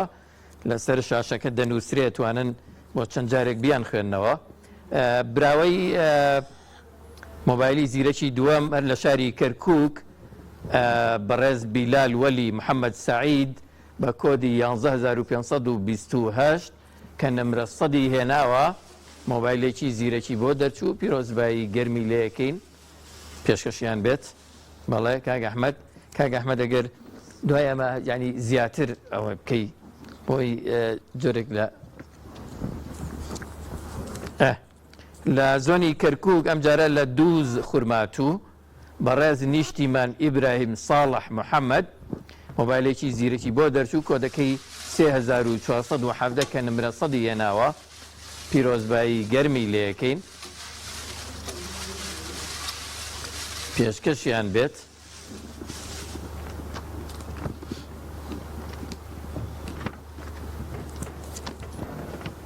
ئەمە خەڵاتی چوارەمە لە زۆنی کەرکووک بەڕێز خەندە خالید عەبدوڕەحمان ڕەشید کە نمرە سەدی هێناوە لە شاری کەرکووک بە کۆدی 11605 مۆبایلێکی زیرەکی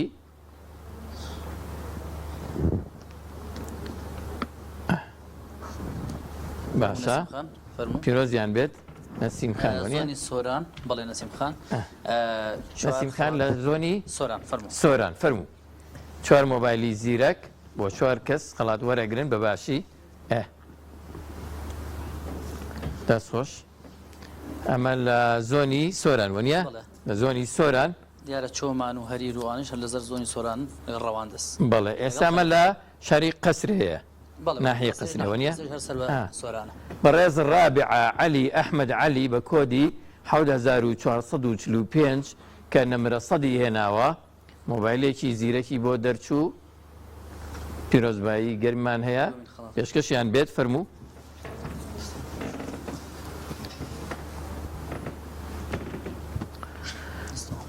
لە زۆنی سۆران خەڵاتی دووهەمی مۆبایلە زیرەکەکان ئەم جارە لە شاری هەریرە ئیمان عەبدوڵڵا قادر خورشید کۆدی 7812 کە نمرە سەدی هێناوە مۆبایلێکی زیرەکی بۆ دەرچوو پیرۆزبایی گەرمی لێ یەکەین. پێشکەشیان بێت. فەرموو.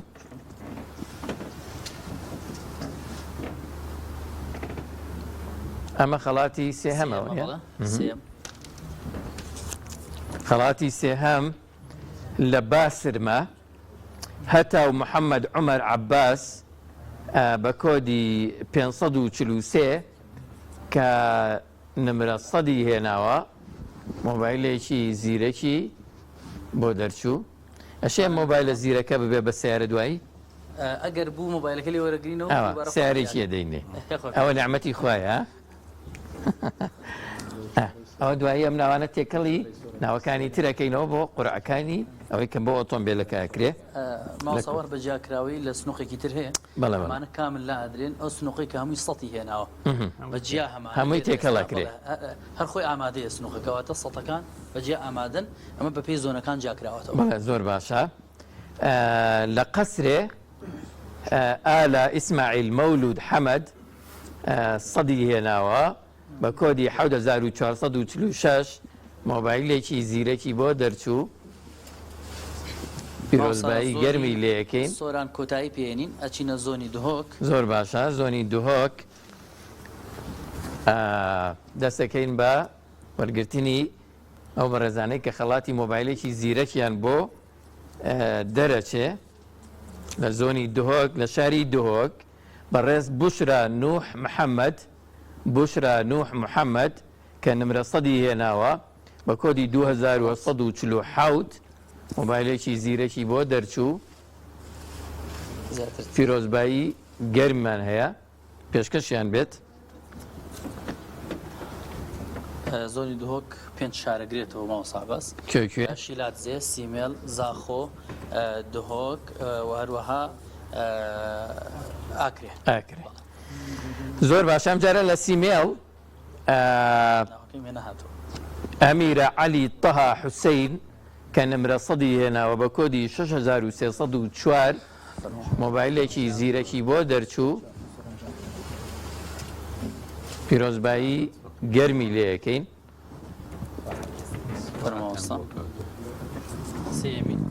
باشە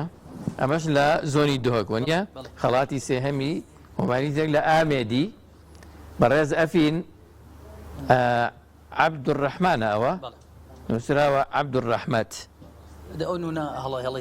عەبدوڕەحمانە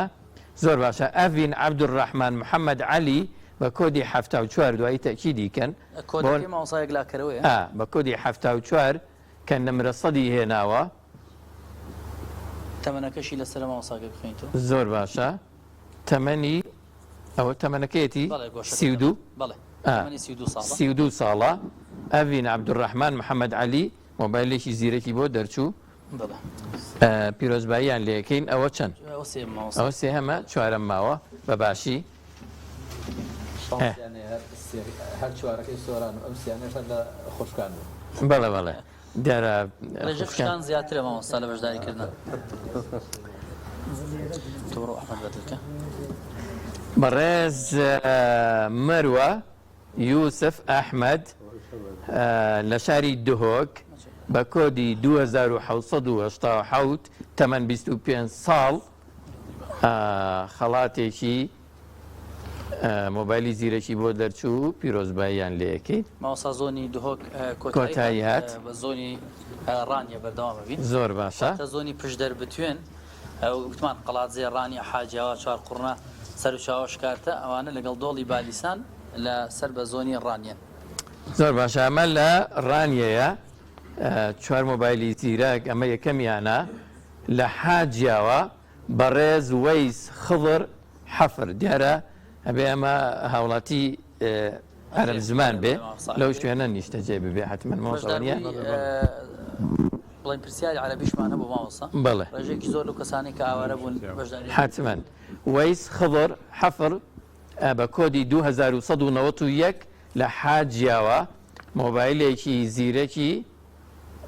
بۆ دەرچوو دووەمین خەڵات پیرۆزباییان لێ یەکەین هاوڵاتی دووەم یا بەشداربووی دووەم بۆ مۆبایلە زیرەکەکان لە چوار قوڕنا بەڕێز هێرۆ کانەبی ئەحمەد حەمەد کە نمرە سەدی هێنا و تەمەنی 33 ساڵە بە کۆدی 1473 مۆبایلێکی زیرەکی بۆ دەرچوو پیرۆزبایی گەرمیان لێ یەکەین سێمین خەڵات لە زۆنی پشدە ڕانی بەڵێ جان تەمەنەکان ئیزافە مەکەن ئەوە باشە زۆر باش بەڕێز مەرزیە نەورۆز ڕەسوڵ لە چوار قوڕنا بە کۆدی 1469 کە نمرە سەدی هێناوە مۆبایلێکی زیرەکی بۆ دەرچوو پیرۆزبایی گەرمیان لێ یەکەین چوارەمین خەڵات بتوێن پشدەر با بڵین ئەمە چوارەمین خەڵاتە زۆنی ڕانیە بەڕێز محەممەد شێخە حەسەن لە سەنگەسەر کە نمرە سەدی هێناوە بە کۆدی 6523 مۆبایلێکی زیرەکی بۆ دەرچوو پیرۆزبایی گەرمی لێ یەکەین بەڵێ ماوەسا زۆنی پشدەر وتیان جێ هێڵین بۆ زۆنی هەڵەبجە زۆنی هەڵەبجە هەموو پارێزگای هەڵەبجاگرێتەوە نیە هەورامان سیروان هەڵەبجە تەواو بەشداروەکانی چوار زۆر باشە ئەمە یەکەمین خەڵاتی مۆبایلی زیرەکە لە هەڵەبجە بە زۆنی هەڵەبجە بەڕێز ماردین ئەکرەم محەممەد کە نمرە سەدی هێناوە لە هەڵەبجە بە کۆدی 10260 مۆبایلێکی زیرەکی بۆ دەرچوو پیرۆزبایی گەرمی لێ یەکەین یاخوا پیرۆزیان بێت.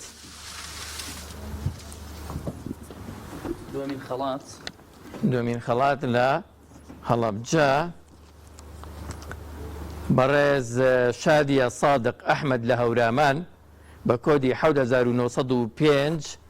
کە نەمرە سەدی هێناوە مۆبایلێکی زیرەکی بۆ دەرچوو پیرۆزبایی گەرمان هەیە پیرۆزیان بێت. خەڵاتی سێهەم لە زۆنی هەڵەبجە بەڕێز عیرفان خالید کەریم کە نەمرە سەدیان هێناوە لە هەڵەبجە بە کۆدی 1925 مۆبایلێکی زیرەکیان بۆ دەرچوو پیرۆزبایی گەرمیان لێەکەین. چوارەمین خەڵات لە زۆنی پارێزگای هەڵەبجە. چوارەمین خەڵات سەنا سابر سەرحەد محەممەد لە هەڵەبجە بە کۆدی 1970 کە نمرە سەدی هێناوە سەناخان مۆبایلێکی زیرەکیان بۆ دەرچوو پیرۆزبایی گەرمیان لێەکەین. ئەمە زۆنی هەڵەبجەش تەواو دەوروبەری هەولێر کۆتا زۆنمان ماوە لە دەوروبەری هەولێر بۆ مۆبایلە زیرەکەکان وەنیە زۆر باشە. ئێستا چل مۆبایلی زیرەک دوای ئەم زۆنە ناوبڕێکی بچووک وەرەگرین بۆی هاوکارانم خۆیان ئامادەکەن بەڵام تیرروپشکەکەمان بەردەوامیە بێت و دەگەڕێنەوە لایەن. ئێستا لا زۆری دەوروبەری هەولێر لە کەورگۆسک بەڕێز قانیع عەبدولوەهاب یەحیا بە کۆدی 12531 کە نەمرە سەدیان هێناوە مۆبایلێکی زیرەکیان بۆ دەرچوو پیرۆزبایی گەرمیان لێەکەین.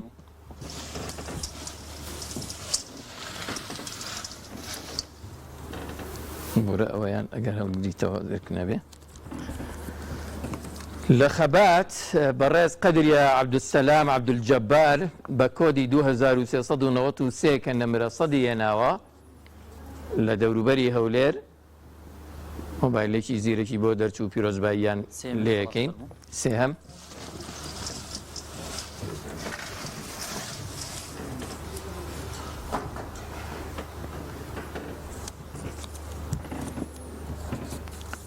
خڵاتی سێهەم لە شەقڵاوە زەینەب ئەحمەد عەبدوڵڵا نمرە سەدی هێناوە بە کۆدی 7288 مۆبایلێکی زیرەکیان بۆ دەرچوو پیرۆزباییان لێەکەین. خەڵات لە زۆنی دەوروبەری هەولێر. چوارەمین خەڵات لە دەوروبەری هەولێر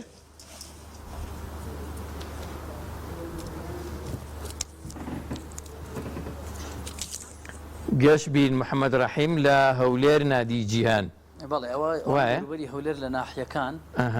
ساحی نادی جیهان امتحانیان کردووە. گەشبین محەممەد ڕەحیم بە کۆدی 9756 کە نەمرە سەدیان هێناوە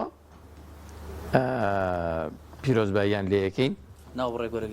ئێستا زۆر باشە فەرموو بەڕێزان دەستخۆشیەکەین زۆر زۆر زۆر ماندوو بن زۆر خی گەورە پاداشتاناتەوە ئینشاءڵڵا. بە سێبینەیەکی تەمەەن بڵێم نەک یاسایی بەڵادەمە مۆبایلی زیرەکە بەشی زۆریشی ئەو بەڕێزانە لە خۆشکان و ئەوانە بوون پێویستە تەمەنی یاساییان هەبێ هەر چۆن بۆ ئەو ئۆتۆمبیلە پێویستە کەسەکە مۆڵتی شۆفێری هەبێ و بزانێت چۆن لێ دەخڕێژی نابێ خۆ لە خۆسەرەوە بۆیە باشتر وایە ئەو ڕوونکردنەوە بن کە تەمەنی یاسایی هەبێ و بەکارهێنانی بە باشە ئەگەر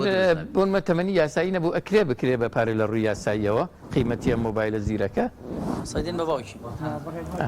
ئەوە ئینشاءڵڵا گرت و گەی لەکەین و دوای ناوبڕەکە ڕوونکردنەوەیەکە دێن وەنیە. من دووبارە پیرۆزبایی لەو بە ڕێزانەکەم کە بۆ گەشتی عمرە ناویان دەرچوو لە هەر زۆنەکە یازە زۆنەکە و بۆ مۆبایلە زیرەکەکان چل مۆبایلی زیرەک وەنیە چل مۆبایلی زیرەک ئەوانیش 44 بۆ 11 زۆن پیرۆزباییان لێەکەین. بینەرە بە ڕێز و خۆشەویستەکان پرۆسەکەمان بەردەوامە بێ پرۆسی تیر و پشک بۆ برنەوەی خەڵاتەکان بە تایبەتیەوە ئۆتۆمبیلە نیسان سەنی 2023 ئەم شەو تیر و پشکی بۆکرێ بزانین کام لە بەشدار بووان کە هەموو زۆنەکان پێکەوە کۆ دەکرێنەوە کەسێک ئەو خەڵاتی بۆ دەرەچێ ئینشاءڵڵا ئەم شەو ڕای دەگەێنین و تیر و پشتی بۆکەین ڕاستەوخۆ لەگەڵتانین دوای خێرمان بۆ بکەن و هەر بە ڕێزێکیش ویستی دیاری و خەڵاتی زیاتر بەو بەڕێزانە پێشکەش بکە ڕاستەوخۆ پەیوەندیمان پێ بکە بە ژمارە تەلەفۆنەکانی کەناڵی ئاسمانی پەیام یان بە ڕێگایەکی تر ئێمە لە خزمەتی هابین بەڕێزان ناو بڕێک وەرەگرین و دەگەڕێینەوە لاتان بەردەوامە بین.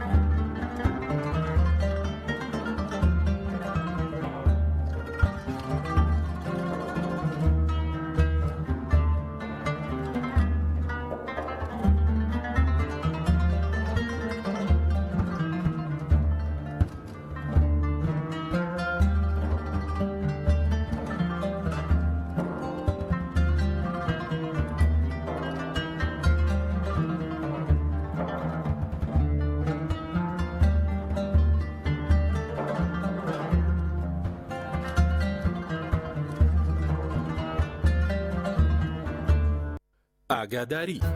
لەژێر دروشمی تا بیناسین زیاتر خۆشمان دەوێ پرۆژەی بەهای فەرموودە قۆناغی هەشتەمی ڕاگەیان تایبەت بە منداڵان و نەوجەوانان تیایدا ئاشنا دەکرێن بە کۆمەڵێک لە ئاکار و ڕەفتار و گفتارەکانی پێغەمبەری نازدار صلی الله عليه وسلم ئەمەش لە دووتێی پەرتووکێکدا ئامادە کراوە تێبینی بەشداریکردن تەنها بۆ تەمەنی خوار 17 ساڵانە پێویستە بەشداربوو توانای نووسینی هەبێ لە ڕۆژی هەینی بەرواری 25/8/2023 تاقیکردنەوەکە بە شێوەی نووسینەکی ئەنجام دەدرێت لە دوای تاقیکردنەوەکە 300 کەس لا سەرکەوتوان خەڵاتی گرانبەها دەکرێن خەڵاتەکان بریتین لە یەکەم بڕی $4,000 دووەم بڕی $3,000 سێەم بڕی $2,000 چوارەم تا دەیەم هەریەک بە بڕی $1,000 خەڵات دەکرێن هەروەها 40 لاپتۆپ 100 ئایپاد و تابلێت 150 خەڵاتی تری شایستە تاقیکردنەوەکە لە سەرتاسەری شارەکانی هەرێمی کوردستان ئەنجام دەدرێت بۆ ناونووسین و وەرگرتنی کتێب پەیوەندی بکەن بەم ژمارە مۆبایلانەی خوارەوە.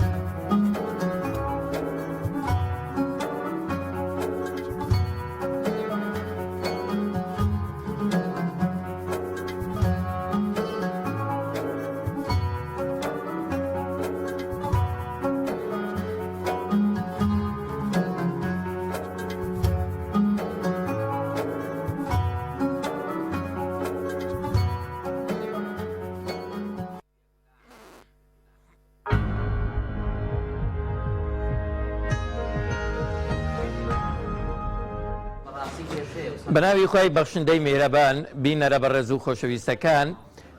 دەگەڕێینەوە لاتان ئێمە ڕاستەوخۆ لە سودۆکانی کەناڵی ئاسمانی پەیامەوە لەگەڵتانین لەگەڵ میوانە بە ڕێزەکانمان بۆ ئەنجامدانی پرۆسەی تیر و پشک بۆ بەڕێزانەی کە بەشداریان کردەوە نمرەی بەرزیان هێناوە لە پرۆژەی قورئان بەهاری دڵانە و ئێستا ناوەکانیان لە 11 زۆنا پۆلێن کراوە و هەر زۆنە و خەڵاتی خۆی بەرکەوتووە ئێمە بە شەوەی تیر و پشک و بەڕاستەوخۆ دەیخینە خزمەت ئێوەی بەڕێز و خۆشەویستی ئەوەی بینە ڕاستەوخۆ پرۆسەکە بینن و هەم بەڕێزانش لەنزیکەوە چاودێری پرۆسەکەکەن هەم لە ڕووی با بڵێن مامۆستانی زانایانی ئاینی و هەم بەڕێز مامۆستا دانادارە یاساناس ئەو بەڕێزانی تریش لە ناوەندەکانی با بڵێن حیزب و دەرەوەی حیزبیش و لە زۆنە جیاوازەکانەوە تەشریفیان هێناوە بە نمونەی دۆک هەولێر و سلێمانی و ناوچە جیاوازەکان ئەوەندەی توانی بێتمان لێرە چاودێرمان هەیەەوە ئێوەی بەڕێزیش لە نزیکەوە ڕاستەوخۆ چاودێری پرۆسەکەکەن و پرۆسەکە بینن بە شەوەی تیر و پشک ڕاکێشرێ ئێمە تا ئێستا دوو وێزگەمان لە پرۆسەکە بەڕێوە بردووە وێزگەی پێشکەشکردنی 15 عمرە و گەشتی ماڵی خوا بۆ ئەو بەڕێزانە بە شێوەی تیر و پشک ڕاکێشە و پرۆسی ڕاکێشانی 44 مۆبایلی زیرەک لە 11 زۆنەکە هەر زۆنە و 4 مۆبایل بەڕاستەخۆ پێشکەشکران ئێستا ماوینەتەوە چەند وێزگەی تر قۆناغی سێمی تیر و پشکەکەمان دەست پێکەین بەڵێ 22 خەڵاتی با بڵێن مادیە کە هەر نەفرێک 100,000 دینارە با بڵین واتە 22 خەڵاتەکە دابەشە بێ بەسەر 11 زۆنەکەیە هەر زۆنێک دوو خەڵاتی بەر ئەکەوێت کە خەڵاتی مادیە جارێ و ئەم جاریان نمرەی 96 و 98 تێکەڵ وەسەتەکان ئەکرێت و لە 96ەوە فرسەتی هەیە کە ئەم خەڵاتانی پاش ئەمەی بۆ دەربچێ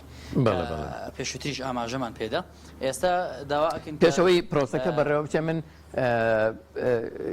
زۆنی بەڕێز کاک سەلاح سەیدا سەلاح لە شاری دووهەکەەوە تەشریفیان هێناوە ئەگەر تۆ هەستیتەوە هەر لە شوێنی خۆت هەندێک قسەمان بۆ بکەی لەبارەی پرۆسی بەڕێوە چوونی بەشداربوون و تاقیکردنەوە لەم پرۆژێک گەورەیەوە لە شاری دۆک چی شایانی ئەوەیە باسی بکەی فەرموون. ناوی خدای مەزن و دلۆڤان بەڕاستی هەر دەستپێکە وی پرۆژەی بێژین سەرتاسەری هەرێما کوردستانێ ناو و دەنگێکی وەکیت بێژن یە مەزن و سەرپەرشتیە وی پرۆژەی هاتت مەیدانێدا و الحەمدولله هەتگەل vê çendê یعنی سەرپەرشتیە پرۆژەی قورآن بهارە دلانە شیە ku êkemîn پرۆژە کوردستانێدا ببیتە êkemîn پرۆژە یعنی 78,000 kes bejdar bibin و herwesat gel vê çendê jî eb taybetî parêzgeha dihûkê eb rastî jî cihê dilxweşiyê ye ev pêngaveka here ya baş bû ku êkemîn car edvan projeyan da edvan cora projeyan da el parêzgeha dihûkê 12,000 kes bejdar bibin. Destpêkê em supasiya Xwedê dikein û ev cihê dilxweşhalî ye. Her wesa bêjîn evê bejdar bûyn Çîn û Texeyê cura cûr bûyne. Mamostayê zankûyê, heta doktorê zankûyê, heta endaziyar û ji hemî Çînê ya. Bejdariyan li proseka. Belê belê hemiyan bejdariya têda kirî xelkekê cura cûr سەرتاسەری هەرێمێ و بێژین پارێزگەها دهوکێ و هەروەسا jî ew ê beşdarî kirîn lefmel parêzgeha dihûkê wekû temen biçîktirîn temen 5 sal bûye û mezintirîn temen bêjin her senterê parêzgeha dihûkê bûye temenê wî 86 sal bûye. Belê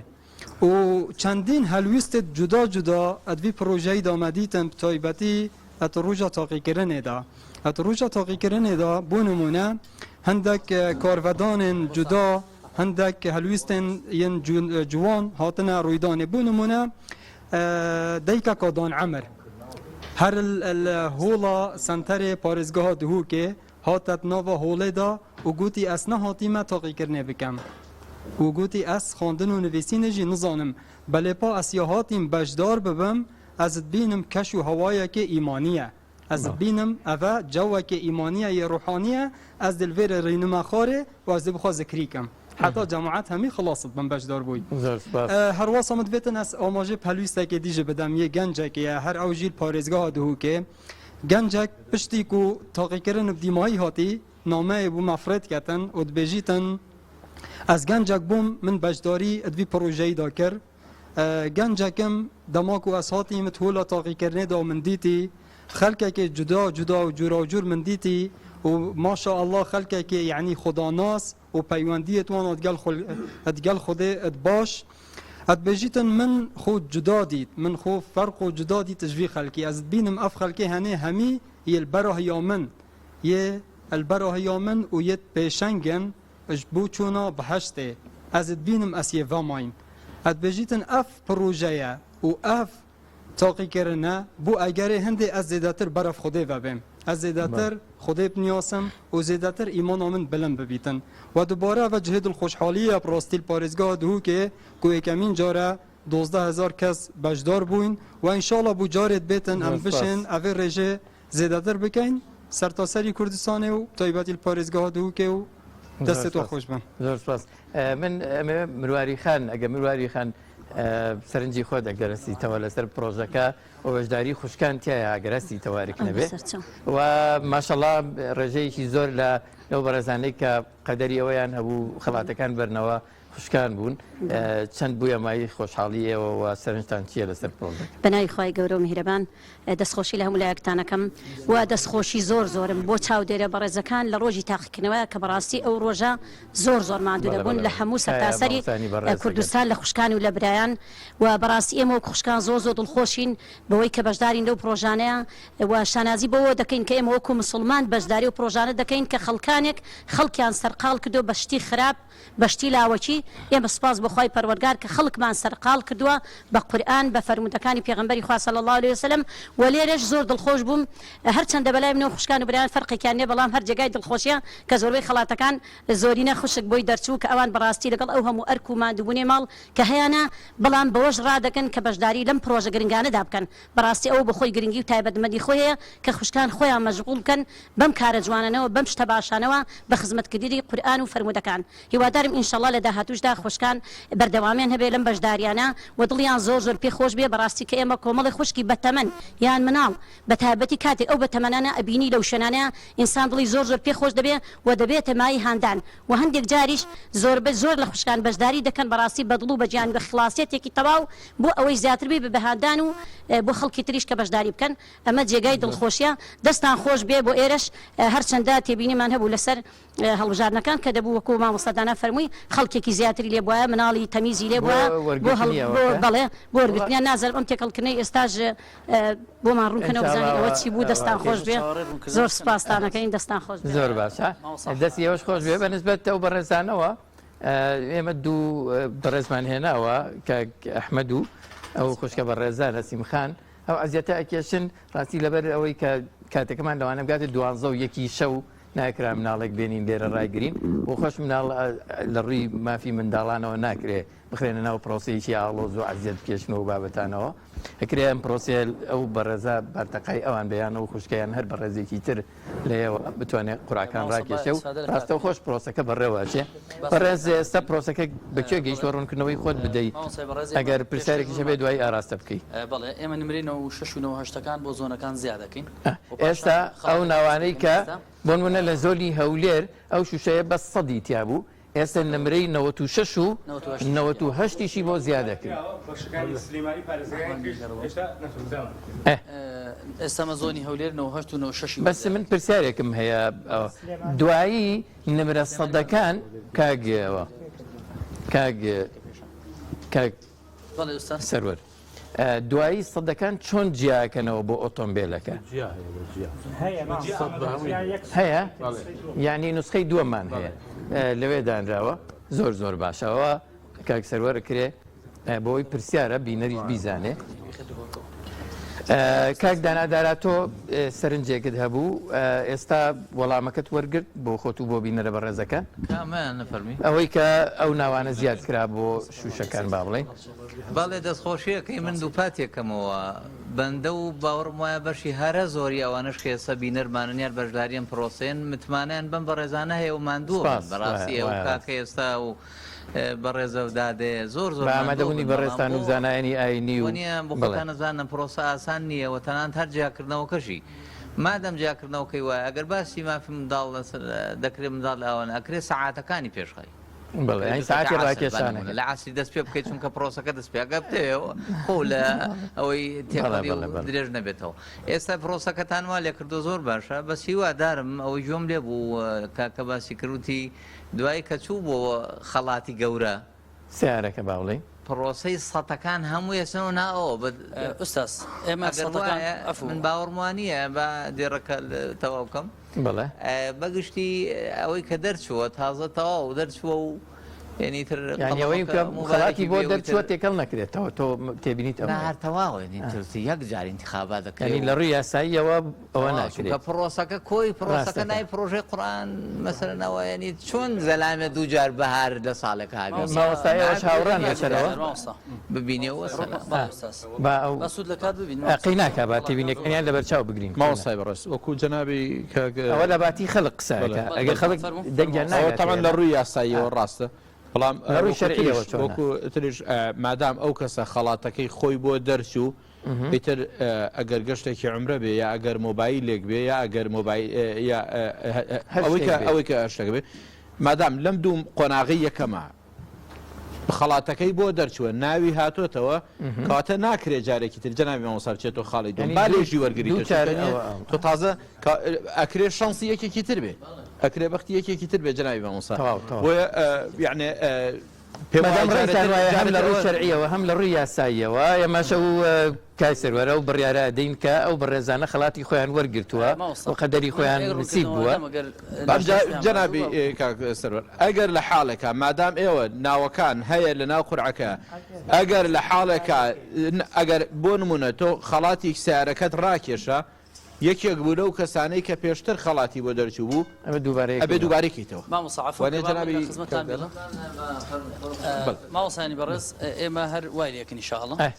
خەڵاتەکان زۆرن بۆی بینەرە بەڕێز و خۆشەویستان بەرچاو ڕوون بن ناقەشەی لەسەرەکەین ئەگەری یەک لەسەر 1970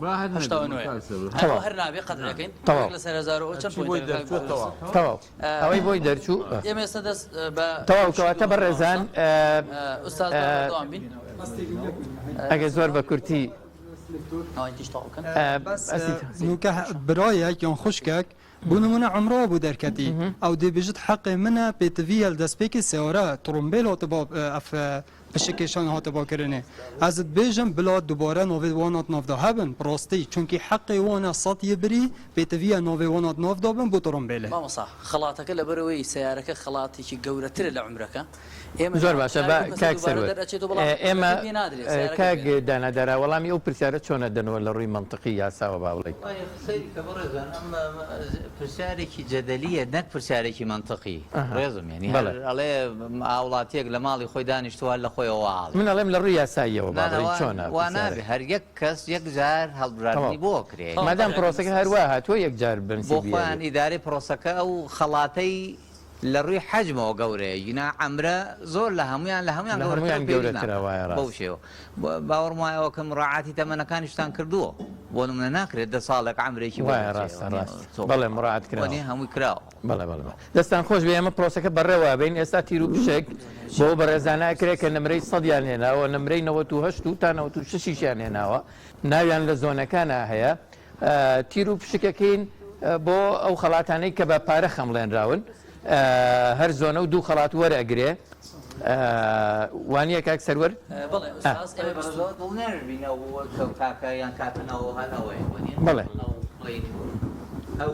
بەڵێ تەواو تەواو 100% وایە ئێمە پیشانیشی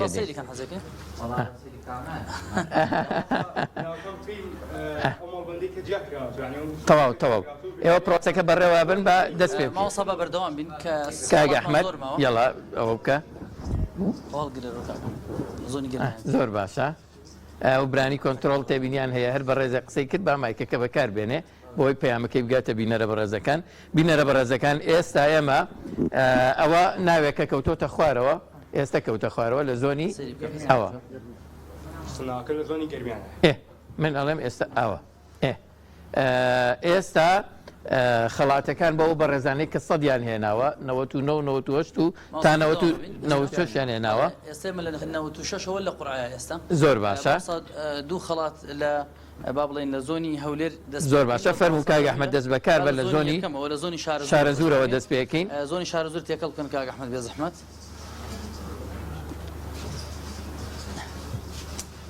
نێکێک کەوتە خوارەوە با یەک تۆز بە خێرایی کاک ئەحمەد باس سوود لە کار وڵات تۆزێک بە خێرایی مستان خۆش یەک لەو بەڕێزانەی کە لە زۆنی شارە زور خەڵاتی پارەی بۆ دەرچووە بەڕێز شا جوان حسێن محەممەد نمرە 100 هێناوە لە شاری دەربەندی خان بە کۆدی 3678 پیرۆزبایی گەربیان لێەکەین خەڵاتی مادیان بۆ دەرچوو پیرۆزیان بێت ئەمە ئەگەر شوشەیەکمان بۆ بێنن بەڕێزان ئەوە شوشەکەیە زۆر باشە لێرە داینن قەی ناکە تەواوە زۆر باشە لە زۆنی شارە زور لە هەڵەبجەی تازا بەڕێسیەوە ئەحمەد میرزا نمرە 100 هێناوە بە کۆدی 10576 خەڵاتی دووهەمی زۆنی شارە زوری بۆ دەرچوو کە بە پارە خەمڵێنراوە پیرۆزباییان لێەکەین زۆنی هەولێر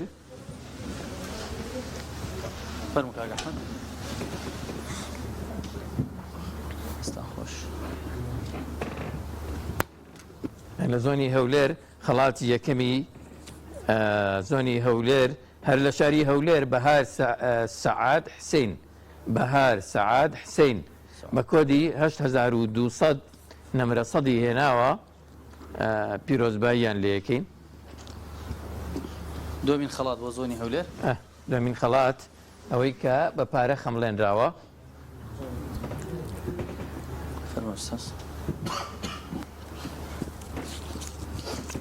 لە شاری هەولێر ڕەوشەن حەمەدەمین نمرە سەدی هێناوە بە کۆدی 8525 پیرۆزبایەکی گەرمیان لێ یەکەین. خەڵاتی دووهەمی ئەوەی کە بە پارە خەمڵێنراوە پیرۆزباییان لێ یەکەین. ئێستا دەچینە زۆنی گەرمیان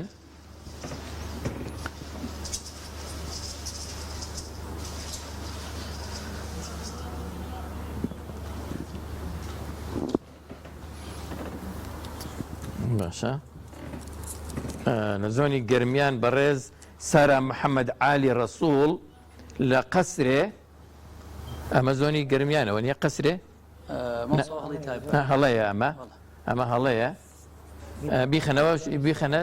قەسرێ مامسامە چی لێ بکەین لە قەسرێ ئەمە ئێستا ببخشە جەنابی مامۆستا ئەوە نووساوە زۆنی قەسرێ ئەگەر تەنها ئەو دانەیە ئەتوانرێ بخرێتە زۆنی سۆرە بەڵام زەمان چییە شوشەکە ئەوەی کەشیە هەر هەمووی نەکراوەتەوە زۆنی گەرمیانە ئەوە زۆنی قەسرەیە یەک دانەیە تەواو ئەمە بخینەوە قەسرێەوە نیە میخنەوە سۆران تێکەڵی ئەوانی کە ئێستا دانێکی ترمان بۆ ڕاکێشە بەڵام ئەشتوانە یەکشی تر بکەی ببخشە بەڵێ تێکەڵی مەکەرت خوا ببخشە ئەکرێ مادام بۆی دەرچووە لە زۆنی سۆران یەک دانە ڕاکێش مامۆستا تۆمایکەکە وەرگرە ببوورە ئەکرێت جەنابی مادام بۆی دەرچووە ئەوەی خەڵاتەکەی بۆ دەرچووە هەڵەکە لە ڕووی فەنیوە بۆ کە کەوتۆتە ناوینەکەی گەرمیانەوە دوایی لە کاتی زۆنی سۆرانە یەک دانە ڕابکێشرێت ینی ئەمە لەسەر دەستان خۆش بێ کەواتەوە حسێ بەکەین لەسەر زۆنی سۆرە وە هەر لە زۆنی سۆران داینێ ئەو کاتەی خوێنینەوە ئەو ڕێی جەنابی مامۆستا لە سۆران ئەمە و دانەیەکی کاڵ ئەمە بۆی دەرچووە لە سۆران کەماتە ئێستا لە سۆران دانێکی تر ڕاکێشن ئێستا لە سۆران دانێکی تر ڕاکێشن سارا محەممەد علی ڕەسوول لە سۆران بە کۆدی 1449 خەڵاتی یەکەمی بۆ دەرچوو ئەوەی کە بە پارە خەمڵێنراوە. ئێستا خەڵاتی دووهەمی زۆنی سۆران هەر لە شاری سۆران خدر عەبدوڵڵا خدر مەحموود بە کۆدی 6044 کە نمرە سەدی هێناوە پیرۆزباییان لێ یەکەین. کەلارێکمان بەرەکە بڵێن زۆنی ئەوە زۆنی گەرمیانە بەڵێ قوربان فەرموو نەسرین وەلی دەروێش بە کۆدی 597 لە باوە نور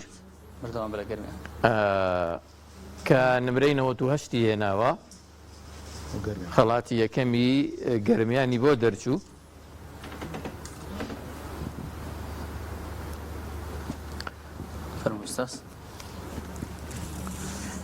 بەڵێن ئیسماعیل مەحموود محەممەد لە کەلار کە نمرە سەدی هێناوە بە کۆدی 12084 خەڵاتی دووهەمی زۆنی گەرمیانی کاک ئەحمەد هەندێک پەلەمەکە زۆر باشە ئەم جارە فەرموو زۆنی سلێمانی مامۆستا زۆنی سلێمانی دوو خەڵاتی لێ وەرەگرین لەوەی کە بە پارە خەمڵێنراوە. لە شاری سلێمانی هاوناز بێستون محەممەد بە کۆدی 4931 کە نمرە سەدی هێناوە خەڵاتی پارەی بۆ دەرچوو پیرۆزبایی لێ یەکەین. فەرموو لە زۆنی سلێمانی خەڵاتی دووهەم وەرەگرین لە شاری سلێمانی هیوا عەلی حەمەساڵح زۆراب کە نمرە سەدی هێناوە بە کۆدی 4127 خەڵاتی دووهەمی بۆ دەرچوو پیرۆزباییان لە یەکین. ئێستا چینە زۆنی چەمچەماڵ با بڵێن چەمچەماڵ. ئێستا دوو خەڵات لە زۆنی چەمچەماڵ. کاک ئەحمەدمان دوو نەبوو بیگۆڕین. بە نەسیم خان ئەبێت. نەسیم خان فەرموو. ئاوە جارجار ئەڵگۆڕی بکەن. دەستۆش کاک ئەحمەد نەسیم خان فەرموو. لە زۆنی چەمچەماڵ نەسیم خان.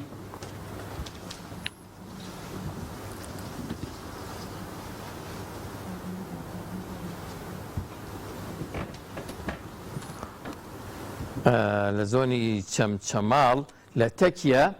هاو ناسکاوە ئەمین کە نمرە سەدی هێناوە بە کۆدی 1360 خەڵاتی پارەی بۆ دەرچوو پیرۆزباییان لێ یەکەین. بەڵێ نەسیم خان پەلەمەکە بۆی کامێراکان فریاب بکەون پرۆسەکە ئەوە بکەن. خەڵاتی دووهەم ئاسۆ غەفور محەممەد لە چەمچەماڵ بە کۆدی 1666 کە نمرە سەدی هێناوە پیرۆزباییان لێ یەکەین. فەرموو. ئەمجا زۆنی کەرکووک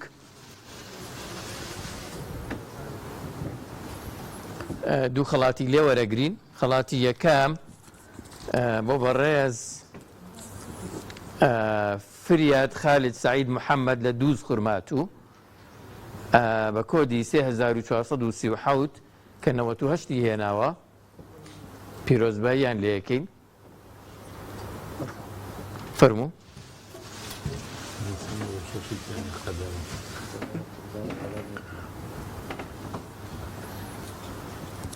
خەڵاتی دووهەمی زۆنی کەرکووک بەڕێز ئیمان تارق فاتح ئیبراهیم لە دووز خورماتوو بە کۆدی 3421 کە نمرە سەدی هێناوە خەڵاتی دووهەمی پارەی بۆ دەرچوو پیرۆزباییان لێ یەکەین. ئێستا زۆنی سۆران بەڵێ کراوە. سۆران خەڵاتەکانی بۆ دەرچووە. زۆنی دهۆک باش تێکەڵاویان کە.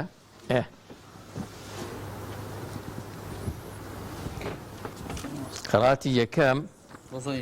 لە زۆنی دهۆک لە شاری دهۆک سیدرا شعبان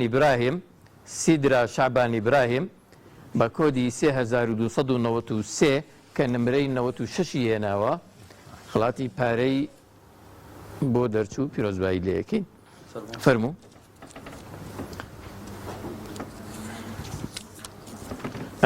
خەڵاتی دووهەم نەورۆز عومەر ئەحمەد محەممەد لە سێمێڵ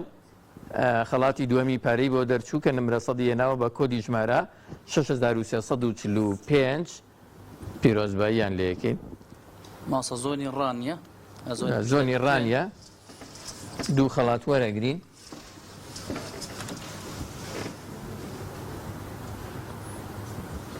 بە تەواوی تێکیان بدە باشە لە ژێرەوە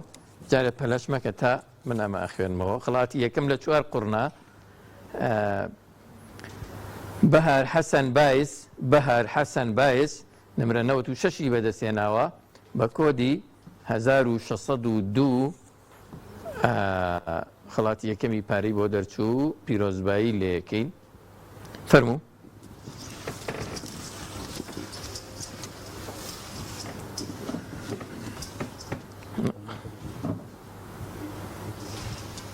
ئەوەشتر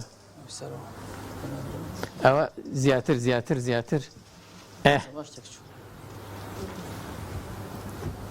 زۆنی پشت دەربتوێن زۆنی ڕانیە پشت دەربتوێن خەڵاتی دووهەمەوە نییە. فاتیمە عەلی عەبدولواحید نمرە سەدی هێناوە بە کۆدی 5929 لە سەر و چاوە شکارتا پیرۆزباییان لێ یەکەین. زۆنی هەڵەبجە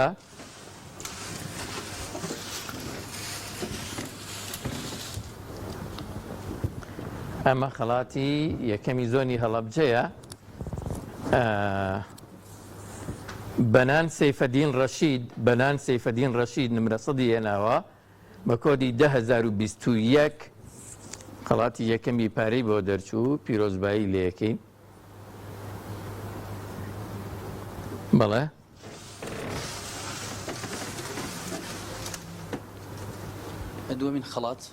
دووەمین خەڵاتی زۆنی هەڵەبجەیە سۆما عوسمان محەممەد لە هەورامان سەدی هێناوە بە کۆدی 1940 خەڵاتی دووهەمی پارەی بۆ دەرچوو پیرۆزبایی لە یەکەین بەڵێ زۆنی دەوروبەری هەولێر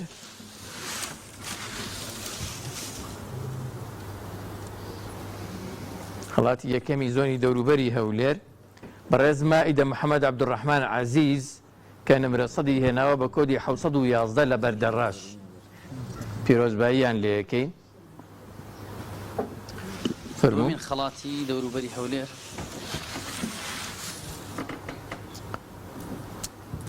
ئەمە دووهەمین خەڵاتە هەر لە بەردەڕاش دانا نەجمەدین مەنسوور کە نمرە 96 هێناوە بە کۆدی 940 خەڵاتی پارەی بۆ دەرچوو پیرۆزباییان لێ یەکەین ئێستان خۆش بێ ئێستا چوارەمین با بڵێن جۆری تیر و پشک جێبەجێەکەین ئەویش 121 خەڵاتی شایستەیە کامی پێشتر لە یاعلامەکە هەبووە 100 خەڵاتمان وتبوو 21 خەڵاتی شایستە مەبەستان چییە بە تۆزێک خەڵاتی شایستە بۆ منە بۆکسێک لە کتێبی دانسقەیە بۆن منە بۆ ئەوانەی کە ئافرەتن جۆرێک لە جلوبەرگ و هەندێک پێداویستی ئافرەتانە کە ناویان دەرەچێ بۆیە هەندێک بۆکسمان ئامادە کردوون کە بە زۆری کتێبن یعنی بۆکسێکە ئیتر بۆ خۆی با بڵین شتێک بۆکسێکی تایبەتمەندە بە زۆری کتێبی ئاینیە با بڵین تەفسیری قورئانی تایبەتمەندە بۆن منە هەزار حەدیثی پێغەمبەری خوا صلی الله علیه و سلم کۆمەڵ کتێبی جۆرا جۆر بووی کراوەتە بۆکسێک و بۆی ئامادەکراوە زۆر باشە ئێستا هەر زۆنێک 11 خەڵاتی بۆ هەڵەبژێرێ چونکە 121 خەڵاتەکە دابەشەکەین بەسەر 11 زۆنە هەر زۆنێک 11 خەڵاتی ئەکەوێ پاش ئەو کۆتا خەڵات ئەویش پاشەم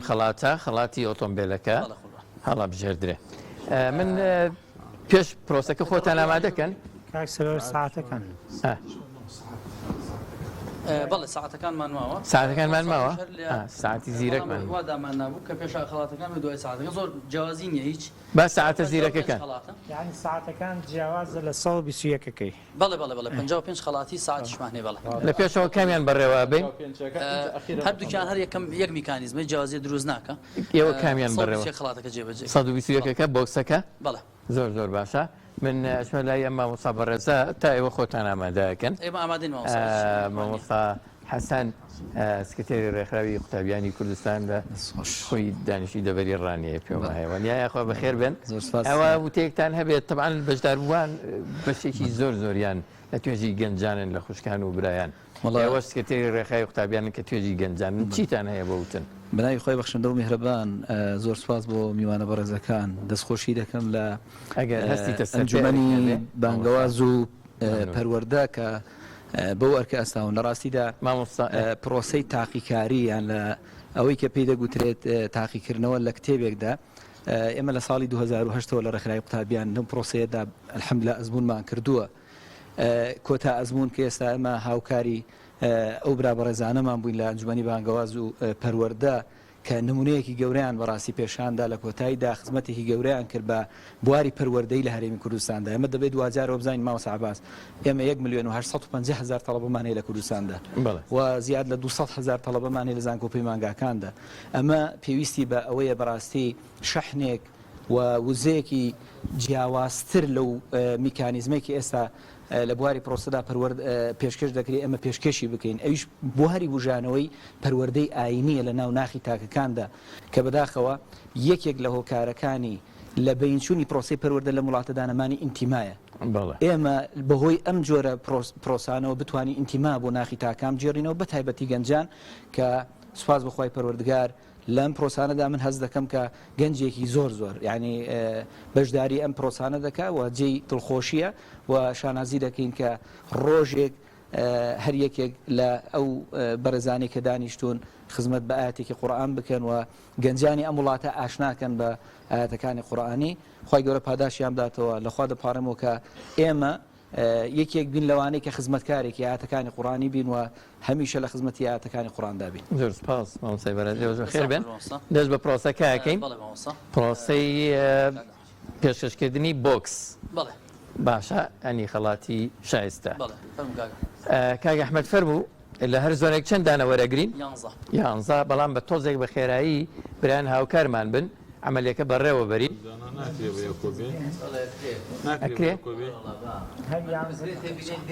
بەڵێ توایەک دەقەکەی لە حاڵەتی ئەوەی کە بەڕێزێک یا لە ژیاندا نەما بێ یان وەری نەگریم خەڵاتە بەڵێ یان هەر ئارەزوو ئێوە پێم باشە لەبەرەوەی احتیاط وەرناگرن بەڵێ باشترە بگەڕێتەوە بۆ پرۆژەکە هیچ ئەوەیانە پرۆژەکە خۆی تەسەڕوفی پێ بکات چون کەم حاڵەتێکی لەو شێوەمان لە شاری هەڵەبجە هەیە ماوەستا باموس بەڵێ لە بەشداربوون کە دەریش چووە وفاتی کردو بەڵێ خی گەور لێ خۆش بێ ئەو کاتە خەڵاتەکە گەڕێتەوە بۆ پرۆژەکەەوە باشتری نەبووی دەرفەت نکاتەوە بۆی ترەوە هەروەها پێم باشە بۆ سەریعکردنی خێراکردنی پرۆسەکە زیاد لە کەسێک ئەوە کە بکە بەڕاستی ڕێگەمان بدەن ئەوە جێبەجێ وڵا زۆر زۆر باش کاتە بە نەسیمخانیش بێتەوە برانی دەرهێنەر لەگەڵمان بن بۆ ئەوی عملیەکەمان خێراتر بکەین میکانیزمەکەمان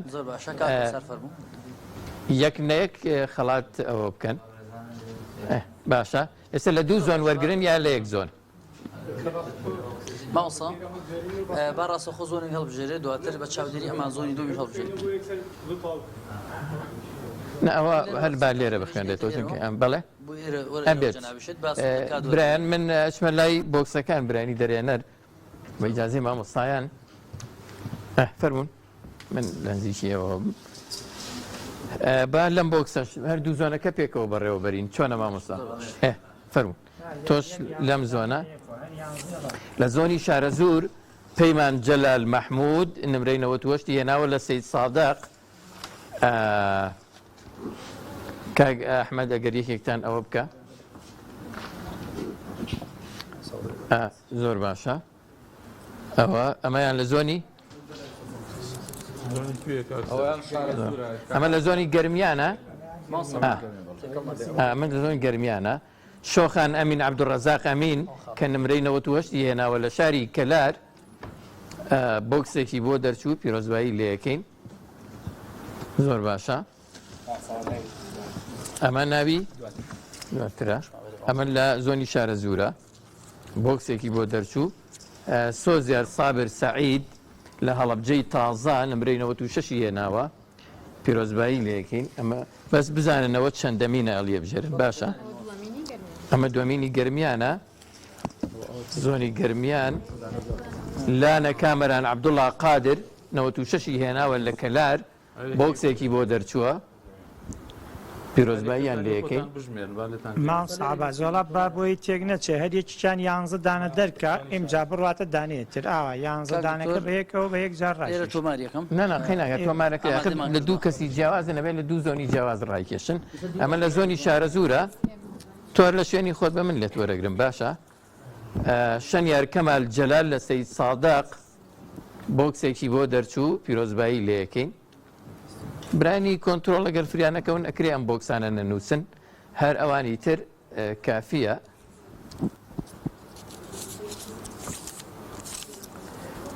لە زۆنی گەرمیانەمەوە نیە هێدی بورهان مزەفەر نامق هێدی بورهان مزەفەر نامق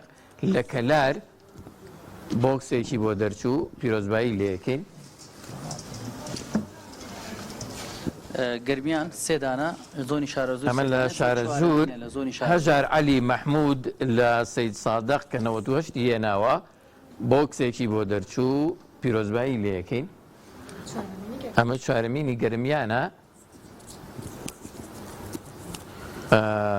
سەحر معروف قادر لە ڕزگاری سەدی بۆ دەرچووە سەدی هێناوە بۆکسێکی بۆ دەرچوو پیرۆزبایی لێ یەکەین سەحر خان ئەوە پێنجەمینی شارە زوور ئێمە قەرارە چەند هەڵبژێرین 11 وەرزێر عوسمان محەممەد لە هەڵەبجەی تازە 96 هێناوە بۆکسێکی بۆ دەرچوو پیرۆزبایی لێ یەکەین لە گەرمیان پێنجەم خەڵات لە کەلار ڕەیان محەممەد حسێن قادر کە نمرە 100 هێناوە. ئێستا شەشەمین خەڵاتی شارە زوور هەڵەبژێری. شەشەمین خەڵاتی شارە زوور سێوە عومەر مەحموود لە عەربەت 96 هێناوە، پیرۆزباییان لێ یەکەین. ئەمە لە گەرمیان شەشەمین خەڵاتە. دلێر سەعید حەمامین فەرج لە کەلار نمرە 100 هێناوە، بۆکسێکی بۆ دەرچوو، پیرۆزباییان لێ یەکەین. ئەمە لە شارە زوور حوتەمینەوە نیە. دەریا سۆران عەزیز لە هەڵەبجەی تازە 100 بۆ دەرچوو، بۆکسێکی بۆ دەرچوو نمرە 100 هێناوە، پیرۆزباییان لێ یەکەین. باشتر ئەگەر وەرەقەکان تێکەڵکەن باشە. ئەمە حوتەمین خەڵاتی گەرمیانەوە نیە. سەنا حسێن حەسەن عەلی لە کەلار بۆکسێکی بۆ دەرچوو، پیرۆزباییان لێ یەکەین. هەشتەمین خەڵاتی شارە زوور بۆ هەڵاڵە عەلی محەممەد لە هەڵەبجەی تازە 98 هێناوە، پیرۆزباییان لێ یەکەین. هەشتەمین خەڵاتی گەرمیان. هەشتەمین خەڵاتی گەرمیان هەریاد هەمزە عەزیز ڕەشکە لە هەریر، پیرۆزباییان لێ یەکەین. ئەوە غەڵەتە. سەر بە گەرمیان نییە. هەریر ئەمە لەسەر حسێبکەن لەوێ داینێ وەکەوەی کەوتمان دانێکی ترمان لە گەرمیان بۆ ڕاکێشێتەوە ئەرک نەبێتەوە. ئەمە هەشتەمین خەڵاتەوە نییە. بەڵێ بەڵێ ئەوە گەرمیان قەرەبووی ئەوەیان بوو کە بۆ ناوچەی سۆران دەرچووە لە ئەوەش لە تێکەڵبوونێکی بچووک هەیە لێرە خەلیفانە. ئەوە تێکەڵ بووە کاکەوە دوان. ئەوە دوان. لە خەلیفان دیارێکی ترمان بۆ دەرچووە کەوسەر مەولود ڕەسوول عەبدوڵڵا بە هەر بیخوێنینەوە. کەوسەر مەولود ڕەسوول عەبدوڵڵا لە ناوچەی خەلیفان لە سۆران دیاری بۆکسەکەیانی بۆ دەرچووە. هەر لەوەی گەرمیان بۆ گەرمیان لە ڕزگاری ئومێد ساڵح عەبدولکەریم بۆکسێکی بۆ دەرچووە. ئەمە گەرمیانە. ئەوە هەشتەمین خەڵاتی گەرمیانە. دوو خەڵاتی سۆران لێرە دەرچووە. پەرژین حسین جەبار لە سەید سادق بۆکسێکی بۆ دەرچووە. ئەمە لە گەرمیانە خەڵاتی نۆهەمینەوە نییە. لە کەلار حەمید مەحموود کەریم کە نمرە 98 هێناوە.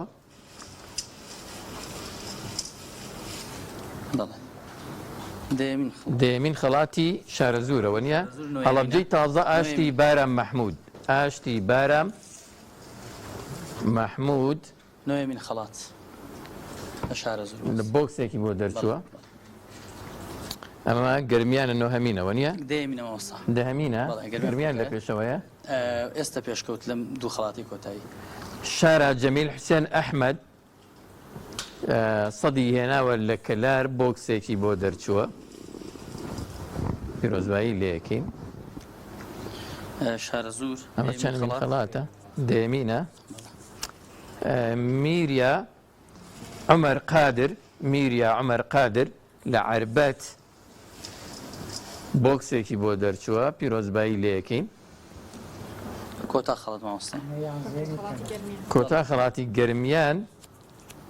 شەونم مەجرووم حەمەد مەولود، ئەوەش لە سۆرانە. هەر بابی خوێنینەوە. شەونم مەجرووم حەمەد مەولود لە هەریر، ئەوەش بۆ ناوچەی سۆران ئەژمارەکرێ، بۆکسێکی بۆ دەرچووە. ئەمە لە گەرمیان کەسێکی تر وەرەگرین. لە خانەقین ئازاد بابا مراد فەقێ، ئازاد بابا مراد فەقێ لە خانەقین بۆکسێکی بۆ دەرچووە، پیرۆزبایی لێ یەکەین. ئەخیر خەڵات لە شارە زوور ئیمان عەبدولمەجید لە عەربەت خەڵاتێکی بۆ دەرچووە، 98 هێناوە، بۆکسە، بۆکسێک پیرۆزباییان لەکەین ئەوە خەڵاتەکانی دوو زۆنی گەرمیان و شارە زۆر بوو ماوەسەدەینە دوو زۆنی تر دەچینە دوو زۆنی تر زۆنی هەولێر زۆنی هەولێر لەگەڵ بەڵێ لەگەڵ زۆنی چەمچەمە زۆنی سلێمانی لەگەڵ زۆنی بۆ ئەوەی یەکەم جار یەکەمیان کێیە دووهەمیان ئەو بێ بۆ ئەوەی نییە دوایی نەتیجەکەی دەرکەوێت یان لێیان تێک نەچێت لێیان تێک نەچێتە هەستم کردەوەی گەرمیان و گەرمیان لە پێشتر بوو گەرمیان لە پێشتر بوو کە مەعەلم شارە زۆر یەکەم جار مامۆستایان بە مامۆستای بەڕێز مایکەکەمان بە وەرگری بەسەر چاو تێبینیەکەت یەکەم کێکۆت یەکەم جار ئەو دوم جار ئەم بەسەر بەڵێ بەڵێ ئەوە یانە بۆی بەسەر چاو ئێستا زۆنی هەولێر و سلێمانی زۆنی چەمچەماڵ نەسیم خان هەولێر و سلێمانی ئەوە هەولێر و سلێمانی ئەمە زۆنی کوێیە هەولێر یەکی هەولێر ئەمە بۆکسێکی بۆ دەرەچێت فیردەوس فەرهاد لە هەولێر نمرە 100 هێناوە پیرۆزباییان لە یەکەین زۆنی سلێمانی سایە عەبدوڕەحمان محەممەد سایە عەبدوڕەحمان محەممەد 96 هێناوە لە سلێمانی خەڵاتی بۆکسێکی بۆ دەرچووە پیرۆزبایی لە یەکەین ئەمە خەڵاتی دووەمین خەڵاتی هەولێر ئیسرا هاشم عەبدوڕەحمان 96 هێناوە لە هەولێر خەڵاتی بۆکسێکی بۆ دەرچوو پیرۆزبایی لە یەکەین دومین خەڵاتی سلێمانی ڤینۆس بورهان مستەفا لە سلێمانی نمرە 100 هێناوە خەڵاتی بۆکسێکی وەرگرت پیرۆزبایی لە یەکەین سێمین خەڵاتی هەولێر سنوور ناسح اسماعیل نمرە 100 بۆ هێناوە لە شاری هەولێر بۆکسێکی بۆ دەرچووە سنوورخان پیرۆزبایی لێ یەکەین ئەمە سلێمانیە نیان محەممەد ڕەحیم نمرە 100 هێناوە لە سلێمانی بۆکسێکی بۆ دەرچووەکو خەڵات پیرۆزبایی لێ یەکەین چارەمین خەڵاتی هەولێر بۆ بۆکسەکان لە شاری هەولێر نەرمین خدر عەوڵە لە شاری هەولێر نمرە 98 هێناوە پیرۆزبایی لێ یەکەین خەڵاتی چوارەمی سلێمانی ژیان عەبدولباری حسین نمرە 100 هێناوە لە سلێمانی خەڵاتی بۆکسێکی بۆ دەرچوو پیرۆزبایی لێ یەکەین پێنجەمی خەڵاتی بەس پەلەمەکەن تۆزێک سەرباغ هاشیم نادر سەرباغ هاشم نادر لە هەولێر نمرە 100 هێناوە بۆکسێکی وەکو خەڵات بۆ دەرچووە پیرۆزبایی لێ یەکەین لە سلێمانیە نەزیرە ڕەسوول مەجید ڕەسوول نمرە 98 هێناوە لە سلێمانی بۆکسێکی وەکو خەڵات بۆ دەرچووە پیرۆزبایی لێ یەکەین لە شاری هەولێر شەشەم خەڵات دەخوێنینەوە تەحسین عەلی عومەر نمرە 100 هێناوە لە شاری هەولێر بۆکسێکی وەکو خەڵات بۆ دەرچووە پیرۆزبایی لێ یەکەین لە سلێمانی شەشەمین خەڵات وەرەگرین ڕاژان جمعە محەممەد نمرە 100 هێناوە لە سلێمانی خەڵاتێکی بۆ دەرچووە پیرۆزبایی لێ یەکەین حوتەمین خەڵات سەرگوڵ ئەحمەد شێخە لە شاری هەولێر نمرە 100 هێناوە بۆکسێکی وەکو خەڵات بۆ دەرچووە پیرۆزبایی لێ یەکەین ئەمە چەندەمین خەڵاتە لە سلێمان چەند حوتەم لە سلێمانی زەیتون ساڵح حسین نمرە 100 هێناوە بۆکسێکی وەکو خەڵات بۆ دەرچووە پیرۆزبایی لێەکەی هەولێر محەممەد خالید وسو محەممەد خالید وسو لە شاری هەولێر 96 هێناوە بۆکسێکی وەکو خەڵات بۆ دەرچووە هەشتمین خەڵات لە شاری سلێمانی هەشتمین خەڵات ڕۆژگار حەمامین فەرەج نمرە 96 هێناوە لە سلێمانی پیرۆزیان بێت نۆهەمین خەڵات لە هەولێر پێشواز یوسف بەکر لە هەولێر 98 هێناوە بۆکسێکی وەکو خەڵات بۆ دەرچوو پیرۆزباییان لێەکەین نوێمین خەڵات لە سلێمانی نۆهەمین خەڵات بۆ بۆکسەکان نیان محەممەد ئەمین لە سلێمانی 98 هێناوە پیرۆزباییان لێەکەین دەهەمین خەڵاتی هەولێر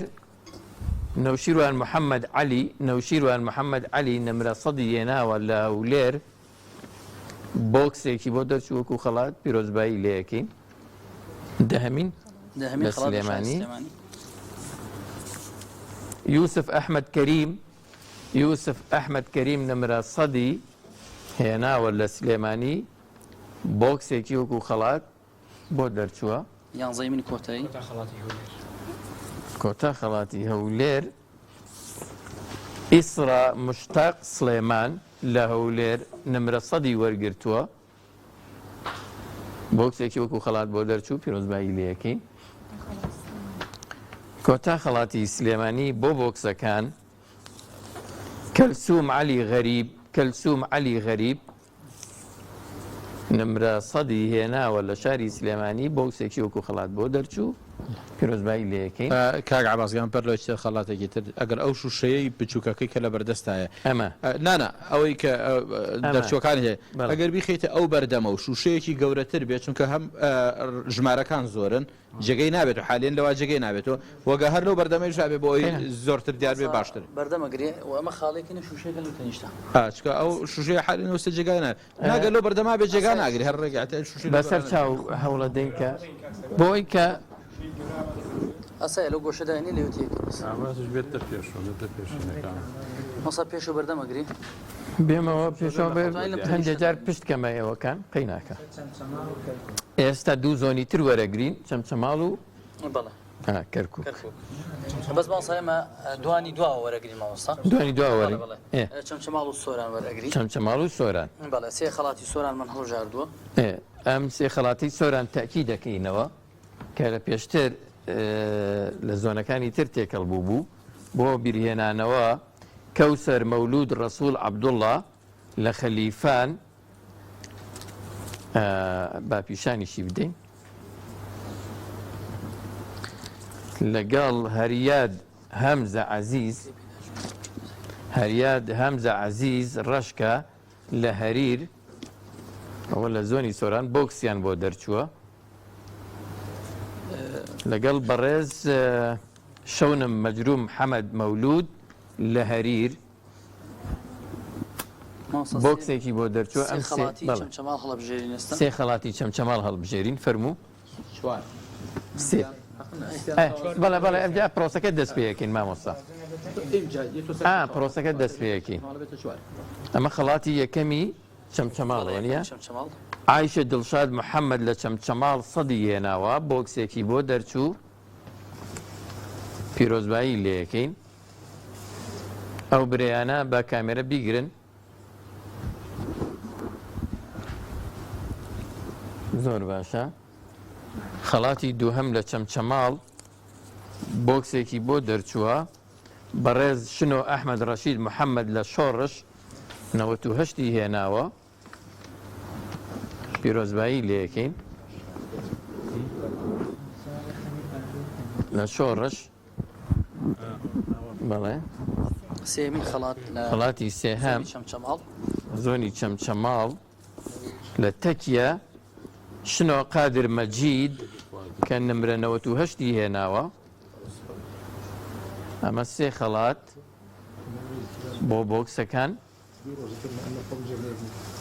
زۆر باشە ئێستا خەڵاتی چوارەم بۆ چەمچەماڵ و پرۆسەکە دەست پێکەین چییە عەبدولقادر شەریف لە چەمچەماڵ 98 هێناوە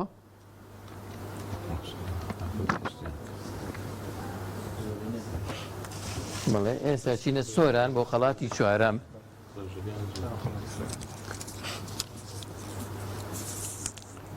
تریسکە خورشید کەریم عالی تریسکە خورشید لە سۆران پێنجەمین خەڵات دوای لە چەمچەماڵ ئەمە چوارەمین خەڵاتی بۆکسەکان بوو بۆکسێکی بۆ دەرچووە پێنجەمین خەڵاتی چەمچەماڵ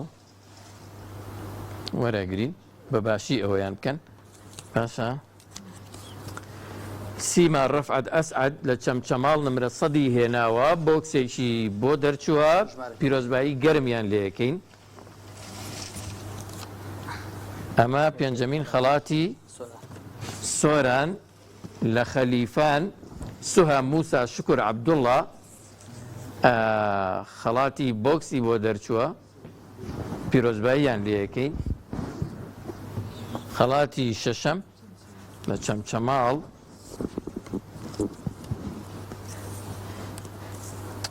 سامان عەبدوڵڵا عەزیز 98 هێناوە لە چەمچەماڵ خەڵاتی بۆکسێکی بۆ دەرچوو پیرۆزبایی لێەکەین باش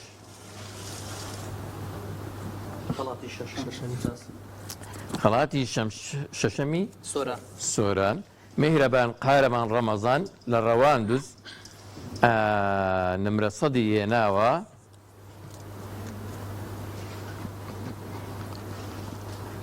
حوتەمین خەڵات پیرۆزبایی لێەکەین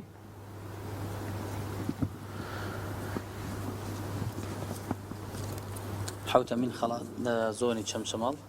زۆر باشە بەهەشت سەرتیپ وادی لە شۆڕش 100 هێناوە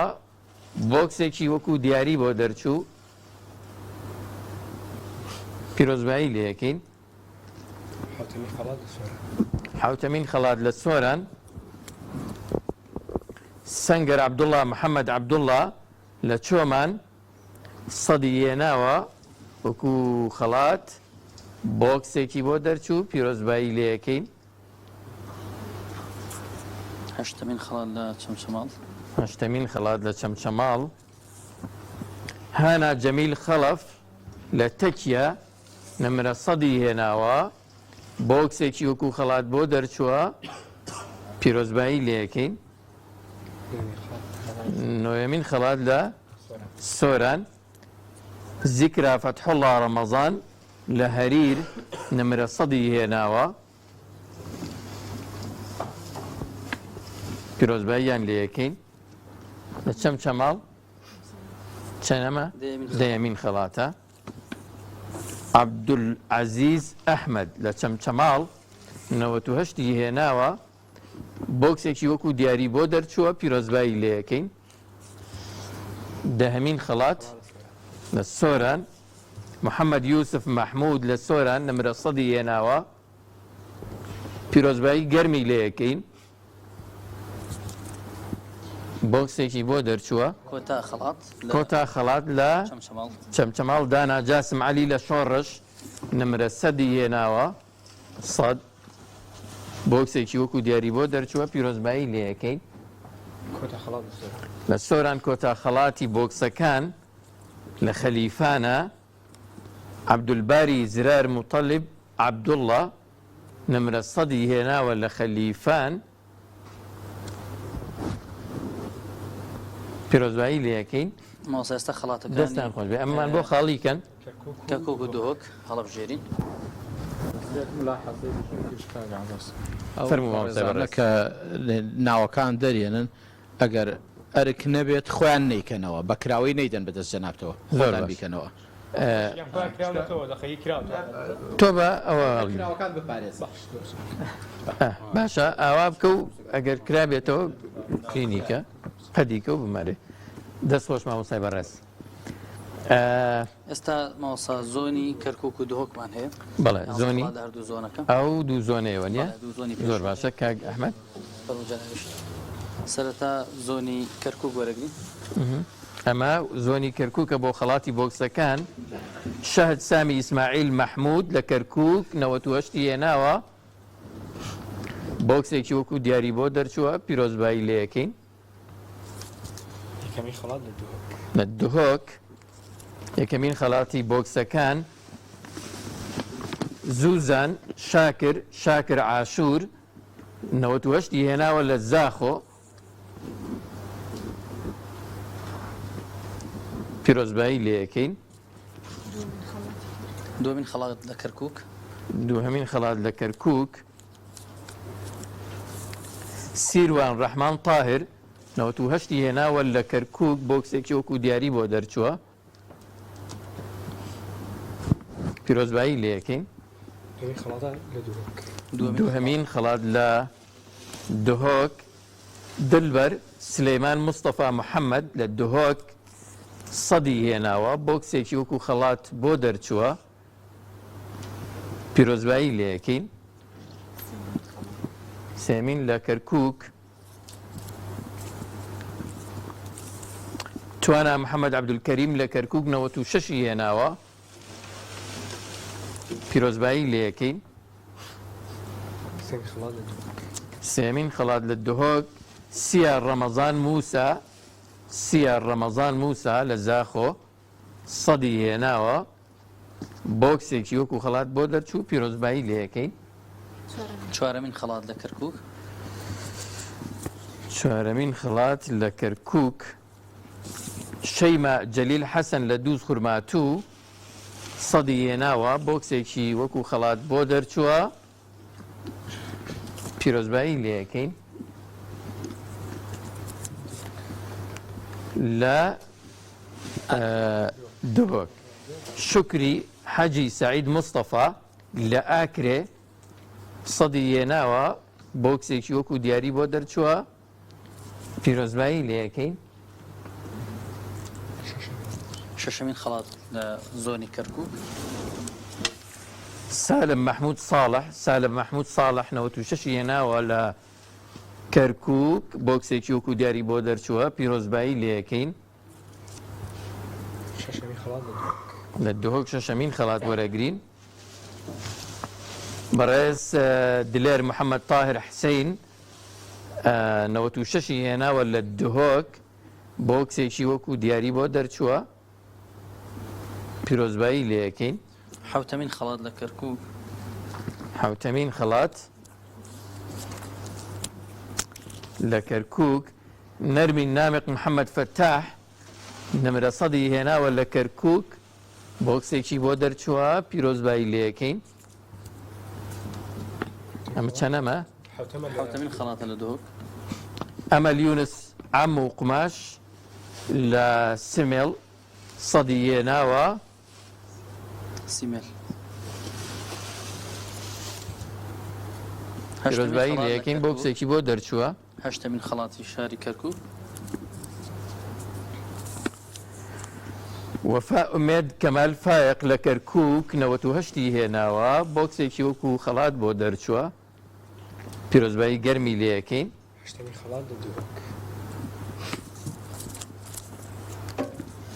هەشتەمین خەڵات لە دهۆک ئەبکەر عەبدوڵڵا ئەبوبەکر سلێمان لە زاخۆ 98 هێناوە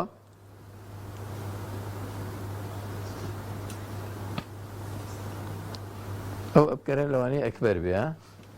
پێم وانی ئاوە ئەبکەرە هەیە وەنیە سەیدا ئەبکەر عەبدوڵڵا ئەبوبەکر سلێمان 98 هێناوە لە زاخۆ بۆکسێکی وەکو دیاری بۆ دەرچووە پیرۆزبایی لێ یەکەین نۆیەمینە لە کەرکووک شادی ڕەسوڵ ئەحمەد ڕەسوڵ لە کەرکووک 98 هێناوە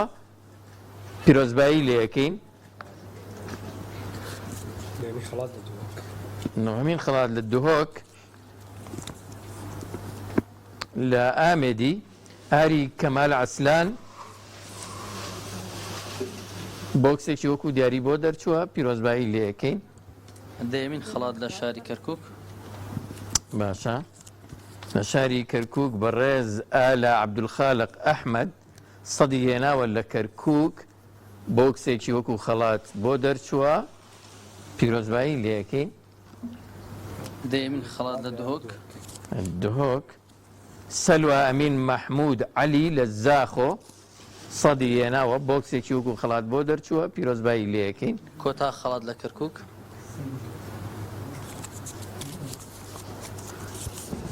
پەیام سەدرەدین نەسرەدین لە کەرکووک 92 هێناوە بۆکسێکی وەکو خەڵات بۆ دەرچووە پیرۆزبایی لێەکەین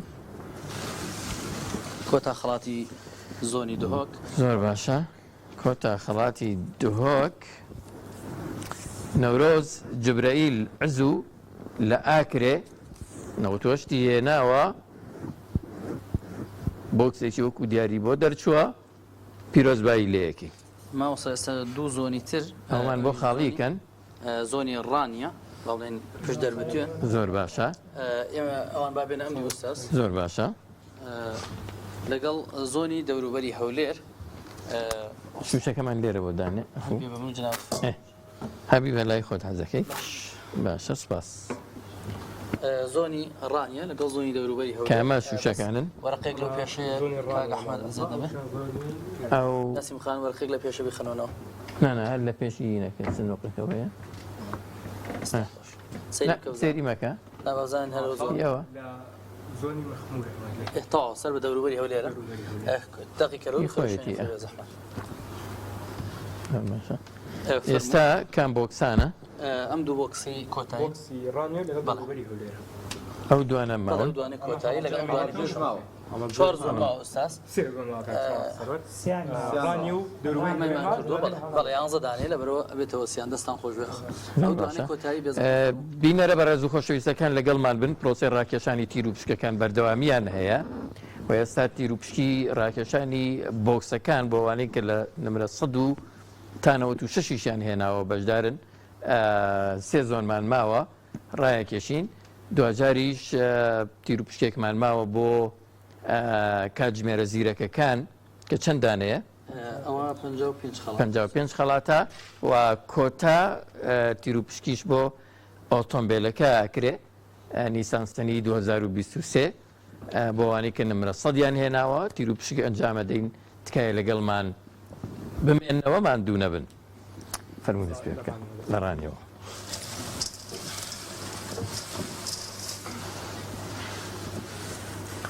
بەباشی تێکەڵاویان بکەن باشە ماندوو نەبن چونکە ئەو خەڵکە چاوەڕێەوەیە و باشە لە دۆڵی بالیسان کاڵێ محەممەد مستەفا نمرە 100 هێناوە بۆکسێکی وەکو خەڵات بۆ دەرچووە پیرۆزباییمان هەیە فەرموو دەوروبەری هەولێر دڵخواز مەجید مەحموود لە بەردەڕەش 96 هێناوە بۆکسێکی وەکو خەڵات بۆ دەرچووە پیرۆزباییمان هەیە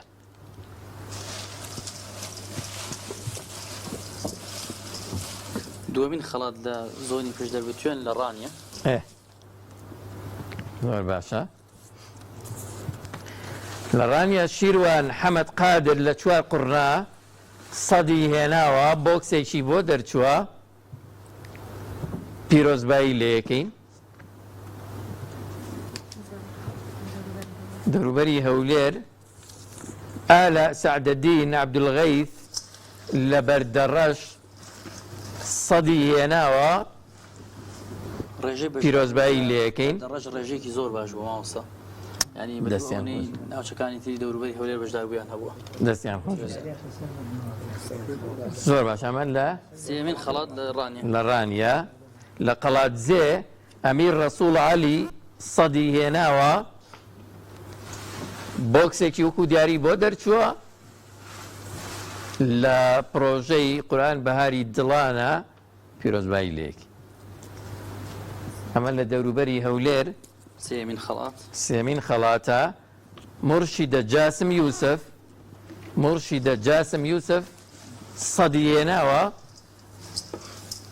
پیرۆزبایی لێەکەین فەرموو بەڵێ ببوورە لە خەبات دەستخۆش چوارەمین خەڵات لە ڕانیە سومەیە ظاهر سوارە لە چوار قڕنا نمرە 100 هێناوە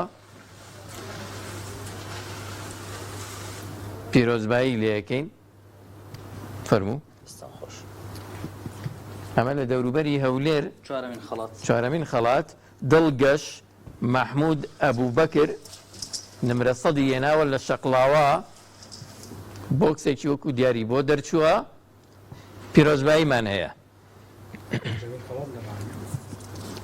پێنجەمین خەڵات لە ڕانیە حەلیمە ئەرسەلان مەلا لە چوار قڕنا 100 هێناوە بۆکسێکی وەکو دیاری بۆ دەرچووە پیرۆزباییمان هەیە فەرموو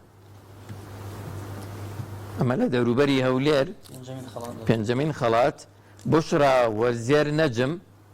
بشرا وەزێر نەجم لە خەبات 100 هێناوە بۆکسێکی وەکو دیاری بۆ دەرچووە پیرۆزبایی لێەکەین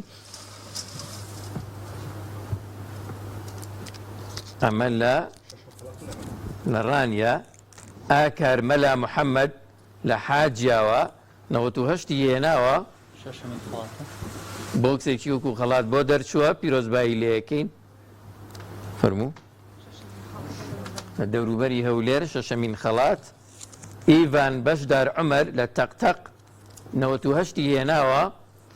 بۆکسێکی وەکو دیاری بۆ دەرچووە پیرۆزبایی لێەکەین حوتەمین خەڵات لە ڕانیە لە حاجیاوە طالب عەبدوڵڵا ئەحمەد 100 هێناوە بۆکسێکی وەکو دیاری بۆ دەرچووە پیرۆزبایی لێەکەین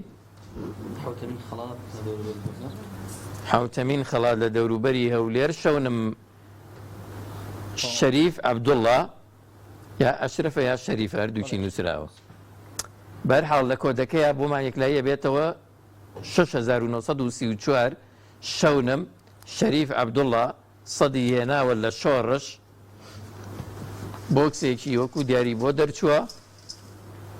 پیرۆزبایی لێەکەین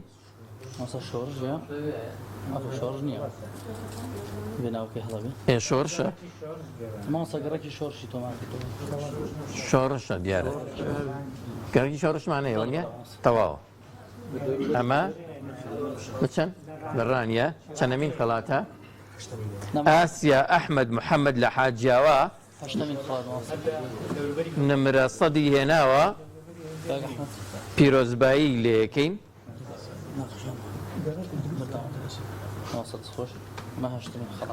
ئەمە هەشتەمین خەڵاتە لە دەوروبەری هەولێر ڕەنگین محەممەد کەریم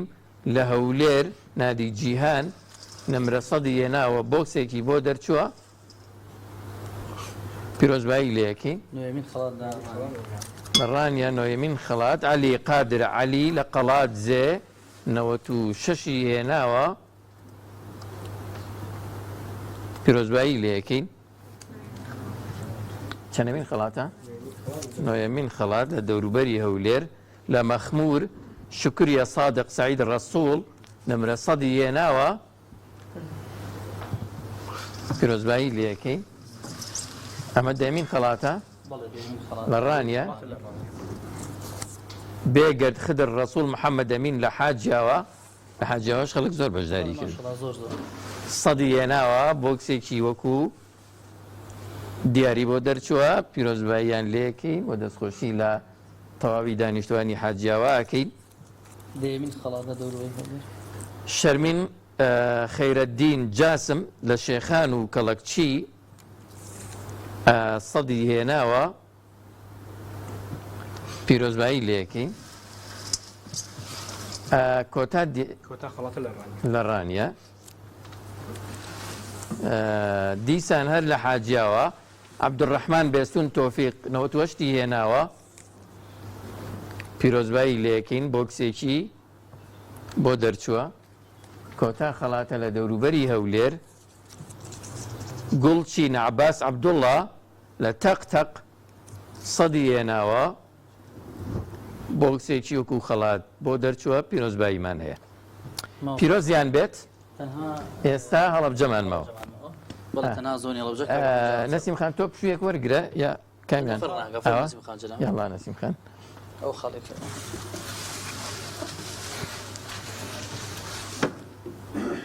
یەکەمین خەڵاتی بۆکسەکان لە هەڵەبجە هێدی عەبدوڵڵا حەمە لە هەورامان سەدی هێناوە بۆکسێکی بۆ دەرچووە پیرۆزبایی لێ یەکەین خەڵاتی دووهەم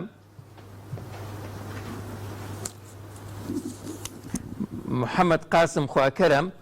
لە هەورامان بۆکسێکی بۆ دەرچووە پیرۆزبایی لێ یەکەین خەڵاتی سێهەم شنیار ئەیوب مەهدی ئەمین لە هەڵەبجە سەدی هێناوە بۆکسێکی بۆ دەرچووە پیرۆزبایی لێ یەکەین ڕێباز تاهر عەبدولغەفور ئەو ڕەحمان لە هەڵەبجە سەدی هێناوە بۆکسێکی بۆ دەرچووە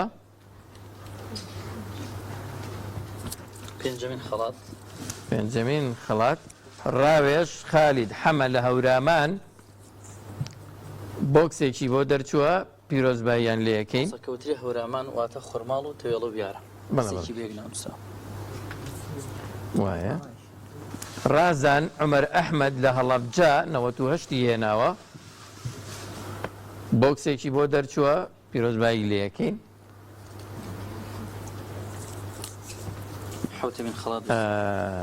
سەلمان صاحب محەممەد لە هەڵەبجە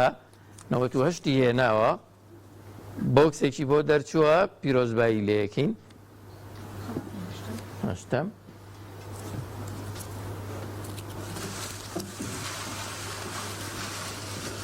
ئیلان هیوا محەممەد لە هەڵەبجە سەدی هێناوە بۆکسێکی وەکو خەڵات بۆ دەرچووە پیرۆزبایی لێ یەکەین خەڵاتی نۆهەم لە هەڵەبجە ئیلهام عومەر عەبدوڵڵا سەدی هێناوە لە هەڵەبجە بۆکسێکی وەکو خەڵات بۆ دەرچووە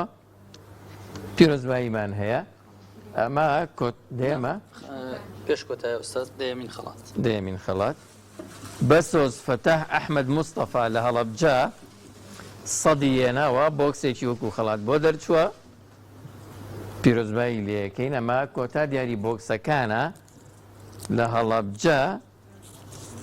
مژدە محەممەد عەزیز لە هەڵەبجە 96 هێناوە پیرۆزبایی لێ یەکەین بۆکسێکی بۆ دەرچووە ماوەستا لەمە دووە دەستەکەن بە خەڵاتی ساعاتەکان بینەرە بە ڕێز و خۆشەویستەکان ئێمە پرۆسەکەمان بەردەوامی هەیە دووشتمان ماوە ینی بەرەبەرە خەریکە لە کۆتایی نزیکە بینەوە تەنها نیو ساعاتێک لەوانەیە کاتمان پێویست بێ بۆ ئەوەی ئەمە یەکلایی کەینەوە یەکەم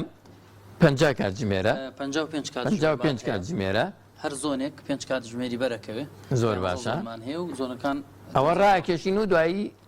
نۆرەی خەڵاتی گەورەترین خەڵاتی تیر و پشکەکە خەڵاتی ئۆتۆمبیلێکی نیسانسەنی 2023 ڕاکێشین 0 کیلۆمتر بەردەوامە بین هەر لەوێ دەست پێکەینەوە ئێستا نۆرەی کاتژمێرە زیرەکەکانە بەردەوامە بین کاک ئەحمەد فەرموو پێشەوە مامۆستا محەممەد یەک وتەی کورتمان پێشکەش بکە نوێنەری مامۆستا محەممەد جەنابەت ئەو لە سلێمانی ئەندامی ئەنجومەنی کارگەڕی مەڵبەدی سلێمانیە سەرنجت چییە لەسەر بەڕێوەچوونی پرۆسەکە و بەشداربووان و ئەم پرۆژەی کە قورئان بەهاری دڵانە بسم الله الرحمن الرحيم إن هذا القرآن يهدي للتي هي أقوم بحقد جەگەی دەستخۆشی و سپاس و پێزانینە دیارێمە وەکو مەڵبەندی سلێمانی لەگەڵ هەموو مەڵبەندەکانی تر سپاس بەخوای گەورە توانیمان ئەم پرۆژەیە بکەینە وێزگەیەکی باش و دەواازەیەکی تر لە دەواازەکانی چونە ناو جەماوەر و سوودگەاندن بە جەماوەری خۆشەویست و ئاشناکردنەوەی خەڵکی بە قورئانی پیرۆز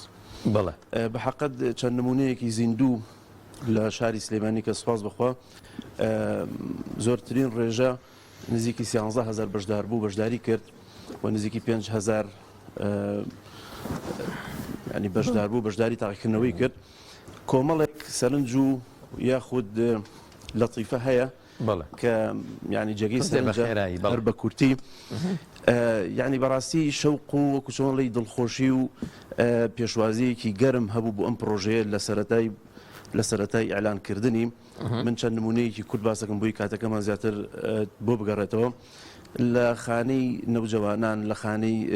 بەساڵات چوان لە نەخۆشخانەی هیوا داواکاریەکی زۆر هەبوو بۆ بەشدار بووان ینی تەنانەت ئێمە نمونەی خوشکێکمان کە لای پزیشک وادەی نەشتەرگەری بۆ دانرابوو خەمی ئەوەی بوو کە نەشتەرگەرەکەی لەگەڵ وادەی تاقیکردنەوەکە یەک بگرێ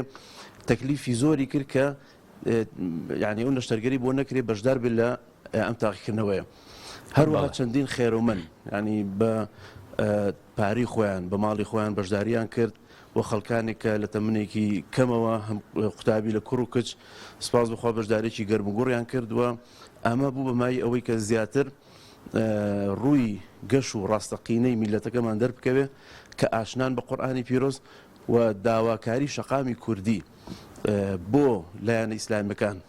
ئەوەیە کە بەڕاستی گرنگی بەما بەتانە زۆرتر بدەین لە ڕووی تەکنیک و لە ڕووی هونەریەوە بتوانین باشتر پێشوازی لەم بابەتانە بکەینم پرۆژێک گەورەتر بکرین ئینشاءڵڵا و جێگەی دەستخۆشی و منیش لێرە پرسبایی لە هەمویانەکەم بوو دەستان خۆش بێت. زۆر سپاس مامۆستا محەممەدی بەڕێز لە مەڵبەندی سلێمانی کۆمەڵی دادگەری تەشریفتان هێناوە زۆر مەمنون بوتە بە پایزەکانت بینارە بەڕێز و خۆشەویستەکان پرۆسەکەمان بەردەوامی هەیە لەگەڵمان بمێنەوە بەڵندی شارزوور گەرمیان و دەست پێەکەینەوە لە هەرێکی جان 5 خەڵات هەڵەبژێرین زۆر باشە 5 خەڵات هەڵەبژێرین بۆ کاتژمێرە زیرەکەکان لە دوو وێزگا سلێمانی و شارەزوور و گەرمیان شارەزوور و گەرمیان زۆر باشە خەڵاتی یەکەم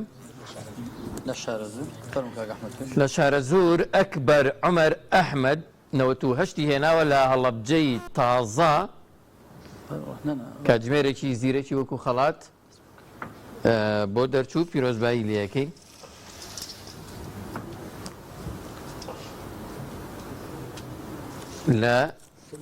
لە گەرمیانە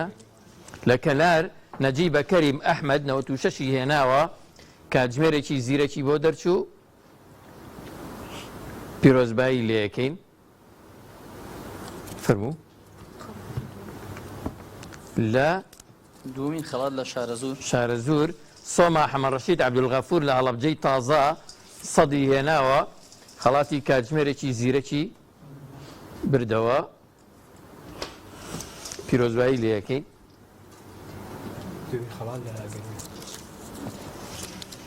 لە گەرمیان ئەمە لە خەلیفانە زەیتون تەها محەممەد کاکۆ 98 هێناوە لە دەڤەری سۆران ئەوە ئێستا دانێک مەبەستمەوەیە لێرە دای ئەنێ ئەوە بادانێک لە گەرمیان ڕاکێشین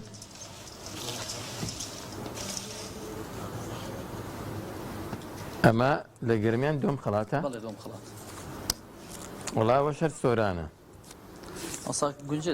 سۆران عەبدوڕەحمان مهاجر نەسڕەدین عەبدوڕەحمان مهاجر نەسڕەدین 98 هێناوە کاتژمێرێکی زیرەکی بردەوە لە سۆران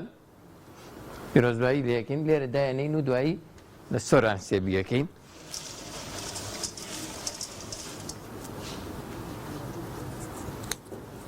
ئەمە هەر لە گەرمیان کفری شوان حسامەدین محەممەد ئەحمەد 98 هێناوە لە کفری کاتژمێرێکی زیرەکی بردەوە پیرۆزبایی لەکەین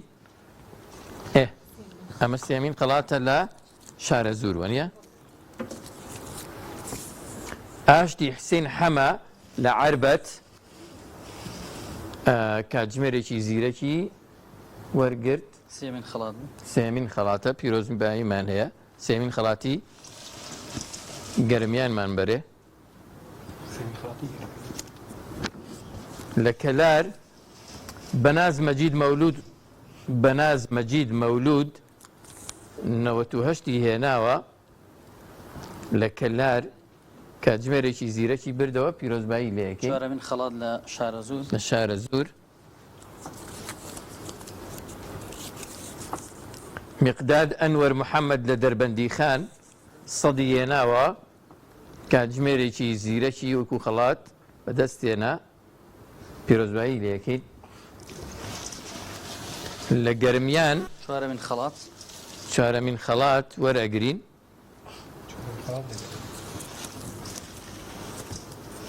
لە کەلار ئیمان محەممەد باقی فەقێ ڕەشید سەدی هێناوە کاتژمێرێکی زیرەکی بردەوە کۆتا خەڵات لە شارە زوور لە سەید سادق سەنگەر کەریم فەتاح سەدی هێناوە خەڵاتێکی وەرگرت کاتژمێرێکی زیرەک پیرۆزبایی لێەکەین دوایین خەڵات لە گەرمیان بۆ کاتژمێرە زیرەکەکان لە کەلار سعدیە خەلیل عەبدوڕەحمان سلێمان سەدی هێناوە کاتژمێرێکی زیرەکی وەرگرت وەکو دیاری زۆنی شارە زوور و زۆنی کەلار کۆتایی هات ئیتر کۆتا خەڵات بوو کە لێرە بەڵێ تیرروشکەین تا چینە سەر خەڵاتی ئۆتۆمبیلەکە ئێستا دوو زۆنی تر وەرە هەولێر و سلێمانی فەرمونێەوە زۆنەکانی پێشەوە کاک ئەحمەد فەرموو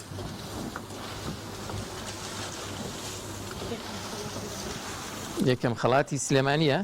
هەولێرە هەولێر بۆ کاتژمێری زیرەک گەلاوێژ مستەفا خزر لە هەولێر 98 هێناوە گەلاوێژ ئەگەر لە شاشەکە پیشان بدرێ زۆر باشە پیرۆزبایی لەیەکەین یەکەم خەڵاتی سلێمانی شنۆ ئیبراهیم محەممەد لە سلێمانی سەدی هێناوە کاتژمێرێکی زیرەک وەردەگرێ پیرۆزبایی لەیەکەین لە هەولێر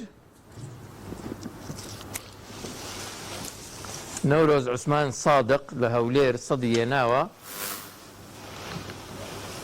پیرۆزبایی لەیەکەین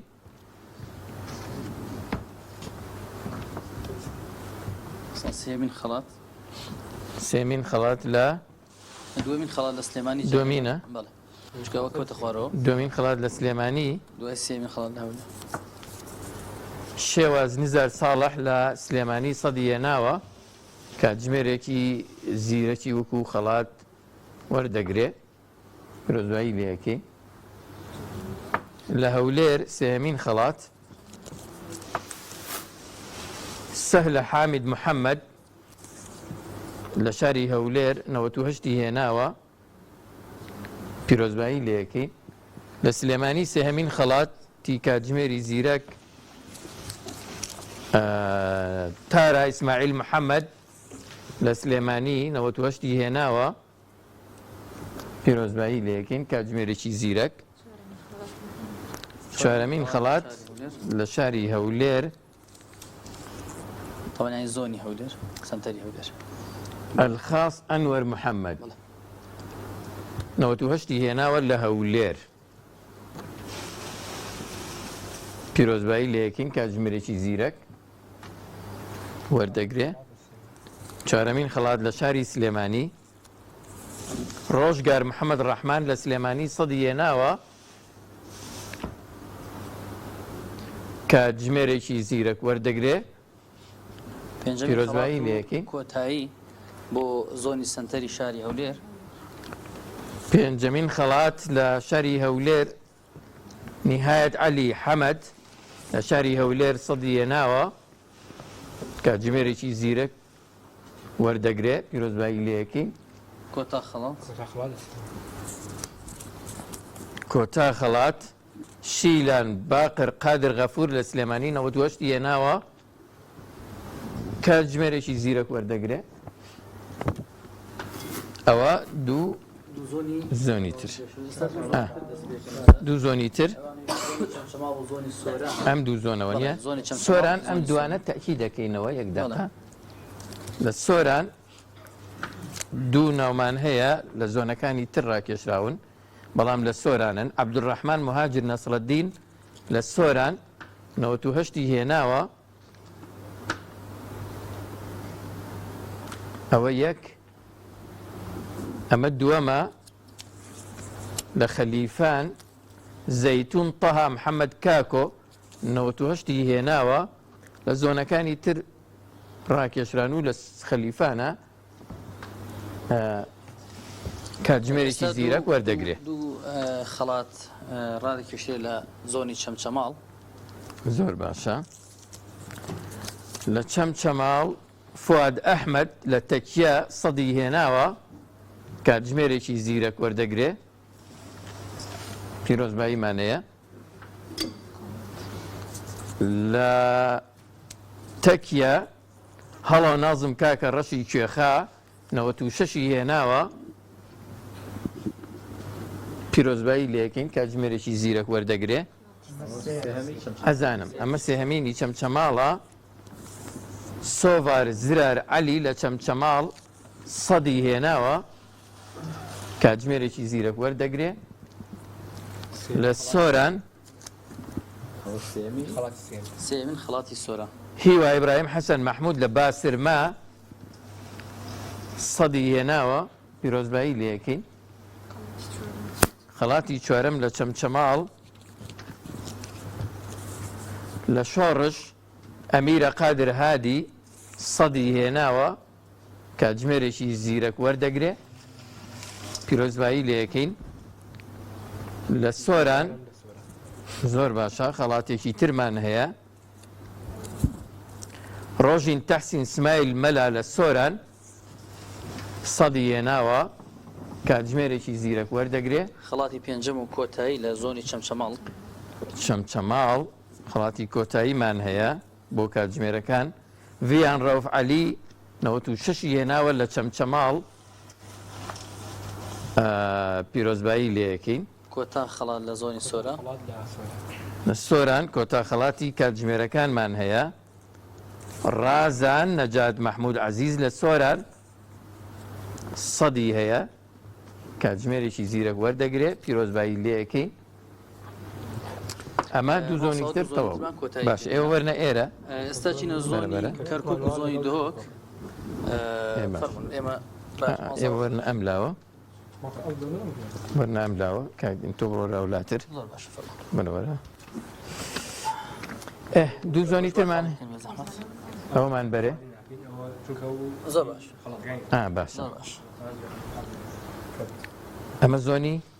زۆنی کەرکووکە لەگەڵ زۆنی دهۆک. ئێستا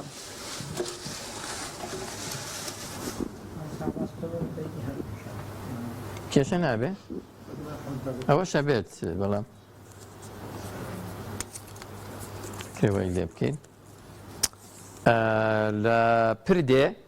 ڕووبار حەمەد عەبدوڵڵا کاتژمێرێکی زیرەک وەردەگرێ 96 هێناوە. عینەکان با من بێمە ئێرە حەزەکەی تۆ بڕۆ ئەولاتر.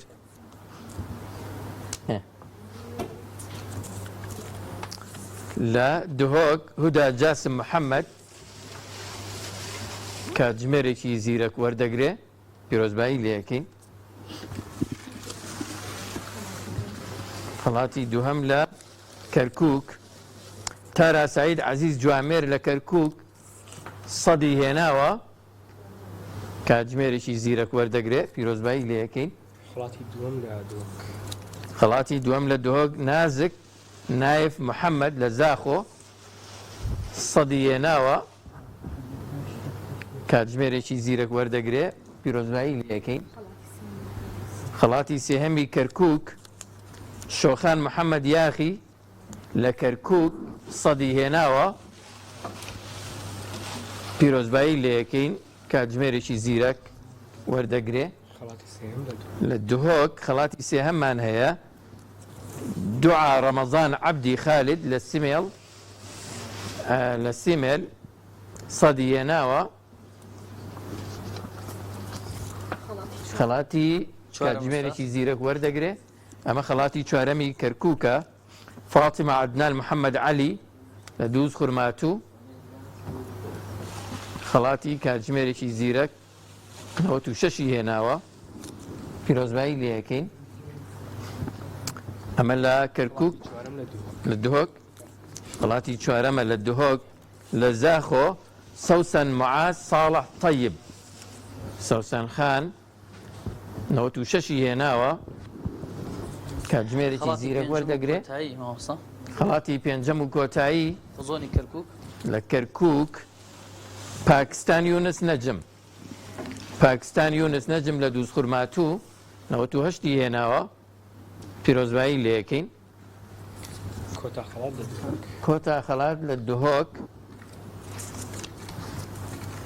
نەوژین صدیق محەممەد لە دهۆک سەدی هێناوە کاتژمێرێکی زیرەک وەردەگرێ پیرۆزباییان لێ یەکەین ئێستا دوو زۆنی ترمان ماوە باشە ڕانێ پشت دەربتوێن با بڵێن لەگەڵ زۆنی دەوروبەری هەولێر جناوت فەرمی بە ئەمان بێنە زۆر باشە فەرمون فەرموو لێرە فەرموو ئەمە لە زۆنی ڕانیە پشت دەربتوێن تاوتێکی بە کاک ئەحمەد بیان هێنەرەوە مامۆستا عەباس ئەگەر بەبیر خەڵک بێنیەوە بزانن دیاری هاتووە نەهاتووە کەسێک لە یادی چوە بەبیری بینیەوە ئەوش خراپ نیە بەڵێ بینەرە بەڕێز و خۆشەویستەکان پرۆسەی ئەنجامدانی تیر و پشک بەردەوامی هەیە بۆ خەڵاتەکانی پرۆژەی قورئان بەهاری دڵانە تا ئێستا پرۆسەکە زۆری بەڕێوە چوو کەمی ماوە دیسان ئاگادارتانەکەینەوە هەندێک بەڕێز خەڵاتیان بۆ دەرچووە و هەندێکیش ماون لەوانە گەشتی ماڵی خوا لەوانە بڵێ بەڵێ بڵێ لەوانە مەسەن پارەی خەمڵێنرا و یا بۆکس یا کاتژمێری زیرەک ماوەتەوە ئۆتۆمبیلەکەش دوایین خەڵاتە ڕاکێشرێ ئێستا لە پرۆسی کۆتاییان بەرەبەرە بۆ کاتژمێرە زیرەکەکان لە ڕانیا یەکەمین خەڵات فاتمە محەممەد قادر لە حاجیاوە سەدی هێناوە کاتژمێرێکی زیرەک وەردەگرێ پیرۆزبایی لە یەکەین دەوروبەری هەولێر ئەڤین قاسم عەلی یوسف 98 هێناوە لە هەولێر نادی جیهان کاتژمێرێکی زیرەک وەردەگرێ پیرۆزباییمان هەیە دومین خەڵات لە ڕانیا هاوبیر حەمەباز وسو لە سەنگەسەر خەڵاتێک وەردەگرێ کاتژمێرێکی زیرەک 98 هێناوە پیرۆزبایی لە یەکەی لە دەوروبەری هەولێر ئەحمەد مامەند شکر لە بەردەڕاش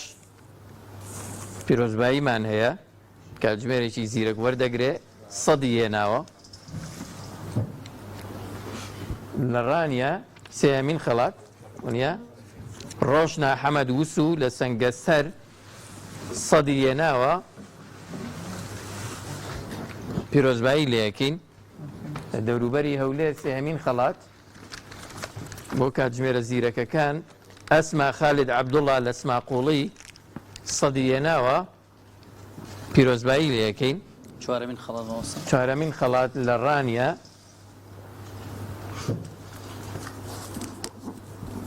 سەفین فەتەح مستەفا لە ڕانیا سەدی هێناوە کاتژمێرێکی زیرەک وەردەگرێ پیرۆزباییمان هەیە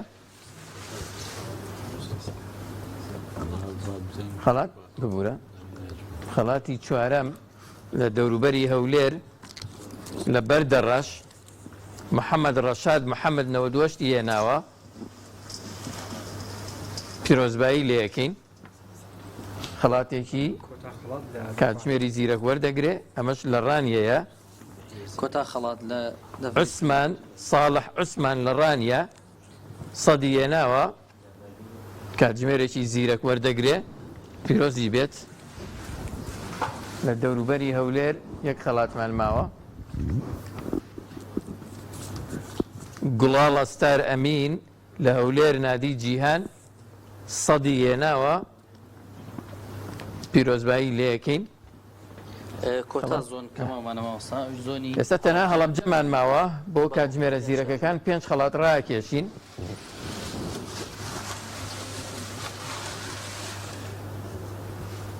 زۆر باشە بەیان ڕەف عەلی لە سیروان سەدی هێناوە پیرۆزی بێت کاتژمێرێکی زیرەک وەردەگرێ دومین خەڵات لە هەڵەبجە بشرا تاهر قادر 96 هێناوە خەڵاتی کاتژمێرێکی زیرەک وەردەگرێ. سێمین خەڵات وریا عمەر محەممەد لە هەڵەبجە وریا عمەر محەممەد سەدی هێناوە کاتژمێرێکی زیرەک وەردەگرێ پیرۆزبایی لێەکەین.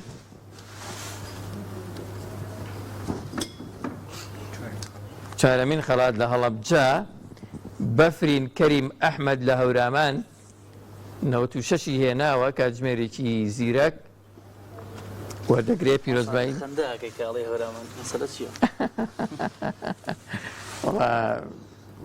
ینی ئەو بەشداربانە لە هەرکوێ بن لەوانێ ئەمە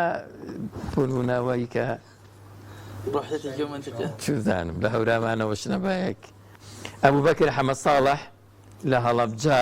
ئەبوو بەکر حەمەد ساڵح کاتژمێرێکی زیرەک سەدی هێناوە پیرۆزبایی لێەکەین تەواو. کۆتا خەڵات بووماوەستا لە زۆنی هەڵەبجە. بەڕێزانەوە بێژگە لە خەڵاتی ئۆتۆمبیلەکە کەماوەتەوە ئێستا لە پرۆسەیەکە و ڕاستەوخۆ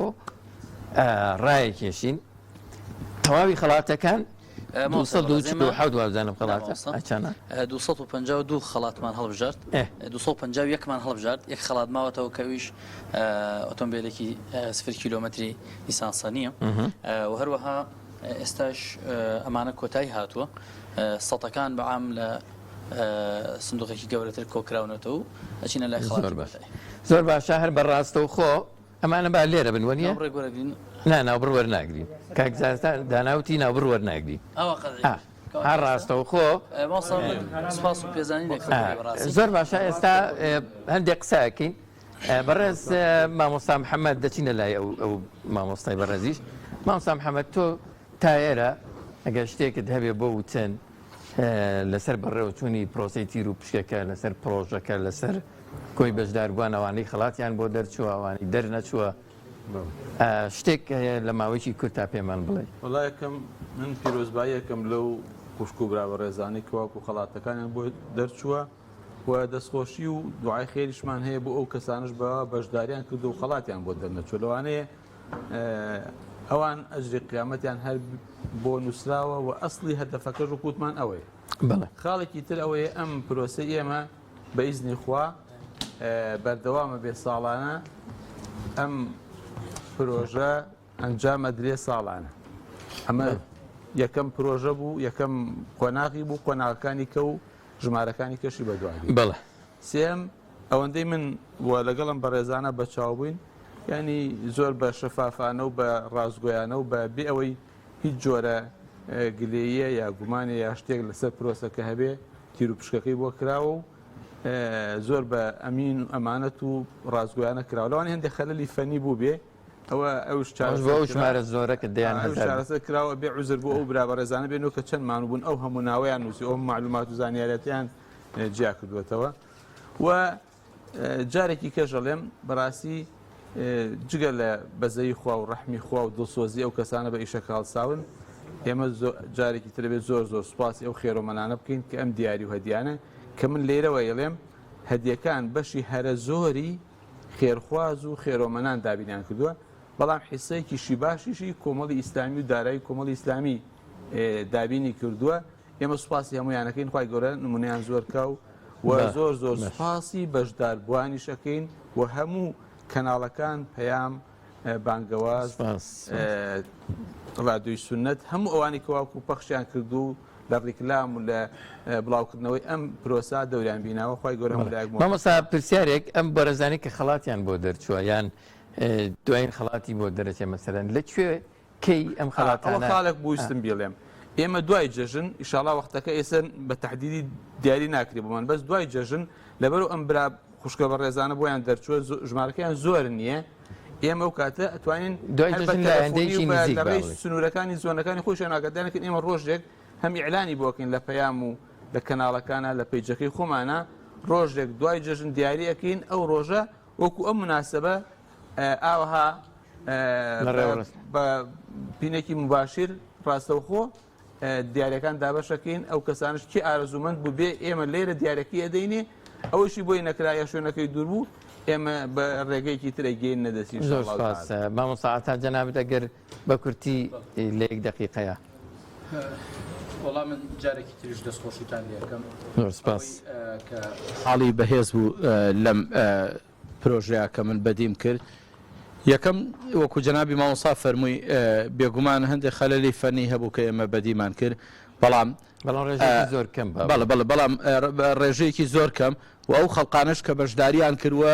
هەر لە سەرەتاوە هەدەف و ئامانجیان وەرگرتنی خەڵاتێکی لەو جۆرە نەبووە مەبەستەکە دیوە ڕۆحی و دیوە دینیەکەی تری بووە بۆیە ئێمە لێرەوە بەو بەڕێزانە دەڵێن العذر عند الكرام مقبول يعني اگر هر خلل هر شتێکی فەنی هەبێ بێگومان لەلای ئەوان ان شاء الله وەرگیراوە قبوڵ کرد خاڵێکی تریانەوەی کە من بەدیم کرد تایە ڕێژە بەشداربوونەکە سەلماندی بۆ ئەوەی کە خەڵک چەند ئارەزومەند و خولیای بوارە دینیەکەی و ئەوینداری قورئان و بابەتە قورئانی و بابەتە دینیەکانە کە ڕێژەیەکی زۆر لە پرۆژێکی وا بەشداریەکە خاڵێکی تریان کە بەدیم کرد ڕێژەی زۆری ئەوانەی کە دەرچوون ئەوەی من بەدیم کرد خوشکانی بەڕێز بوون ڕێژەیەکی زۆری بەجیکرا کە دەکرێت بڵم زۆرینەیە خوشکان بوون ڕێژەکان کە دڵنیام نیەگەر خەڵاتەکان زۆرتر بوو نایە زۆرتریش خوشکان بەشداریانە کرد ئەمەش وەڵامێکە بۆ ئەو خەڵقانەی کە هەموو هەوڵ و پەلەقاژەیەکیان ئەوەیە کە ڕەگەزی مینە و ئافرەتان بە ئاراستەیەکی چەپ و بە ئاراستەیەکی خراپا بەرن سەلمێنەری ئەوەیە کە گەلی کورد و خوشکانی بەڕێز ڕۆشنبیرن لە بوارە دینیەکەیانە و نمونەی ئەو ئاسی سەرکەوتنەی کە هێناویانە وەڵامە بۆ ئەوان و نمونەی ڕێژە زۆرینەکەی بەشدار بوونەکەی ژیان وەڵامە بۆ ئەو کەسانە و بێگومانەوە ئەوەش کە بێوێ ئافرەتان بە ئاراستەیەکی چەپ و بە ئاراستەیەکی خراپا بەرێ پێم وایە ئەوە خەونێکە و بۆی نایە مامۆستانی بەڕێز مامۆستاعاتای بەڕێز بینەرە بەڕێز و خۆشەویستەکان ئێوەی ماوەی سێ کاتژمێرە بە بەردەوام لەگەڵ ئێمە سپاستان دەکەیت دەستان خۆش بێمان دوورە بن ئینشەڵڵا مەئجورن و دووبارە پیرۆزبایی لەوان ناکەین کە بوونەتە خاوەنی خەڵات و داوای دوعای خێر و پاداشتی گەورەی نەبڕاوی ئەو دنیا و ئەم دنیاش بۆواناکەن کە بە تێکرا بەشدار بوون ئێستا ماوەتەوە تەنها خەڵاتێک کە گەورەترین خەڵاتی ئەم تیر و پشکەیە کە گەورەترین خەڵاتی ئەم پرۆژەیە کە ئۆتۆمبیلێکی 0 کیلۆمەتری نیسانسەنی 2023 ئامادەکراوە بۆ ئەو بەڕێزەی کە نمرە 100 هێناوە و بە شێوەی تیر و پشک ڕاکێشرێت لە هەموو تەواوی کوردستان ئێستا ئەو بۆکسە بینن هەموو ئەوانەی کە لە هەموو زۆنەکان بەڵام بەمەرجێک بەڵێ لە خەڵاتە پێشۆکانە ناوی دەرنەچێت بەڵێ بێگومان یعنی ئەو بەڕێزەی کە ناوی دەرچۆ بەو خەڵاتێکەوە بەنگسیبی بووە و وەکو یاسا وەکو لایەنە شەریەکەشی ئەو بەڕێزانە باسییان لێوە کرد بۆتە خاوەنی خەڵاتی خۆی پیرۆزی بێت ئێستاەوەی کە 100 هێناوە بەڵێ پێش خەڵاتەکە من بۆمەڵی خەڵکی زۆر هاوکارم بوون خۆیەتی لێرەوە سپاسێکیان بکەم ئەوانیش بۆردی تەکنۆلۆژیای ناوەندی سلێمانی کاک ئەحمەد کاک ژیار زۆر ماندوو بوون لەگەڵ من زۆر مەمنونیانم و خوشکە نەسیم و خوشکە بەڕێزانی تریش لە ئەنجومەنەکان و ناوەندەکان و بەتایبەت برا خوشکانم لە ڕێکخراوی قوتابیان زۆر هاوکار بوون و برایان و خوشکانی ئەنجومەنەکانی شاری سلێمانی بەتایبەت کە تەصحیح و وردبینی و اعتراض و پێداچوونەوە هەموو شتەکان لە ناو شاری سلێمانی کراون جێ خۆیەتی سوپاسیان کرد دەستەوشیان لەکەین هەموو بەڕێزانی کە بە جۆرێک لە جۆرەکان بەشدار بوون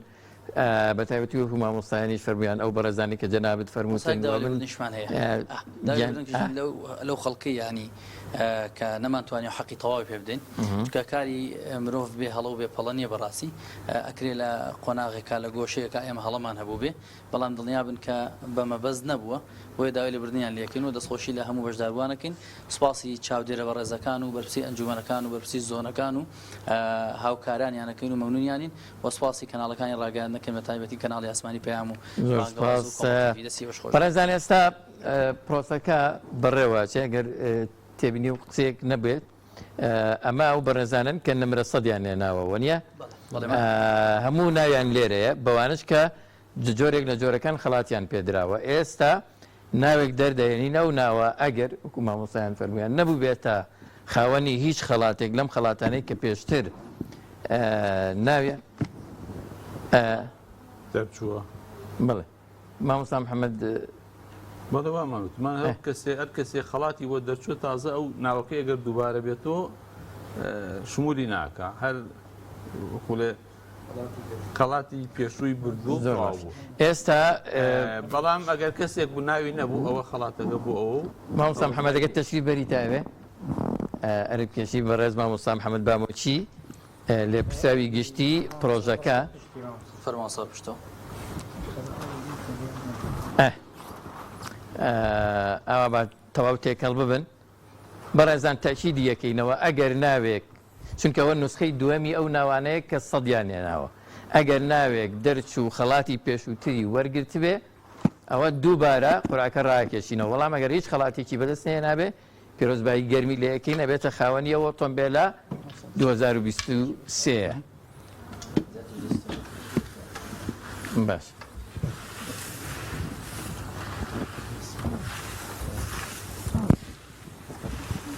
زانە ئەمە قەدەری خوا ئەمە قەدەری خوایە تر کەس نازانێ بۆ کێ دەرەچێتەوە ئینسان غەیب نازانێ بۆیە غەیب نازانێ ئەمە لای هەموو کەسێک ئێستا ئەمە شتێکە بەس دوای معلومەکە خەڵکە زانێ بۆ کێ دەرچێت دارین بۆ کەسێ دەرچوو ئەگەر مۆڵەتی شۆفێریشی نییە ئەوە پێشەوەی لێی بخورێت تکایە مۆڵەتی ئارۆڵە ئەکرێت لەسەر عادەتی قەدیمەش ساقێکی بۆ بگرێت کابراز و خەڵک سیارەیە بوو نیە ساقیان بۆ ئەبێت فەرموو مامۆستا یا ئەڵڵا بسم الله تازە بسم الله لێکن کاواس ئەمە ئەو ناوەیە کە نمرە سەدی هێناوە بۆتە خاوەنیە و خەڵاتە گەورەیە نیسان سنی 0 کیلۆمەتر 2023 ئێستا یکەینەوە هی هەر کەسە بێ پیرۆزبایی لێکەین بەڵام بەمەرجێ خەڵاتی تری وەرنەگرت بێ ئەگەر وەری گرت بێ ئەوە دووبارەی دەکەینەوە ئەوان ئاگیان لێ بێ و پێشوو چیە ئەم ناوە هەیەیانە ئێستا چێکی یەکەین حتمما ئەوەستین بە دیارە ئێمە ناوەکە ئەخوێنینەوە بەڵام چێکیشی یەکەین لە شاری هەولێر نمرە سەدی هێناوە کۆدەکەی 8110 بێگەرد مەخدید عومەر پیرۆز بێ ئینشەڵڵا بێگەرد مەخدید عومەر لە شاری هەولێر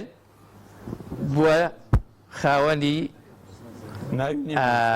ئەو ئۆتۆمبیلەی کە لە پرۆژەی قورئان بەهاری دڵانە وەکو خەڵاتی گەورەترین پێشکەش کرا پیرۆزبایی گەرمیان لێ یەکەین خی گەورە بیکات تەمایی خێری ئینشاءڵڵا و سوودی لێوەربگرێت برایان ئاگادارمان بکەنەوە ئەم بەڕێزە هیچ خەڵاتێکی تری وەرنەگرتووە بۆی کە تەسبیتی بکەین کە بێگەرد خان بێگەرد مەخدید عومەر بۆتە خاوەنی گەورەترین خەڵاتی ئەم پرۆژەیە دووبارە پیرۆزبایی لێ یەکەین مۆستا ئەحمەد تۆ شتێک بڵێ لە هەولێر تا بۆمان تاکی دەکەنەوە تۆ شتێک بڵێ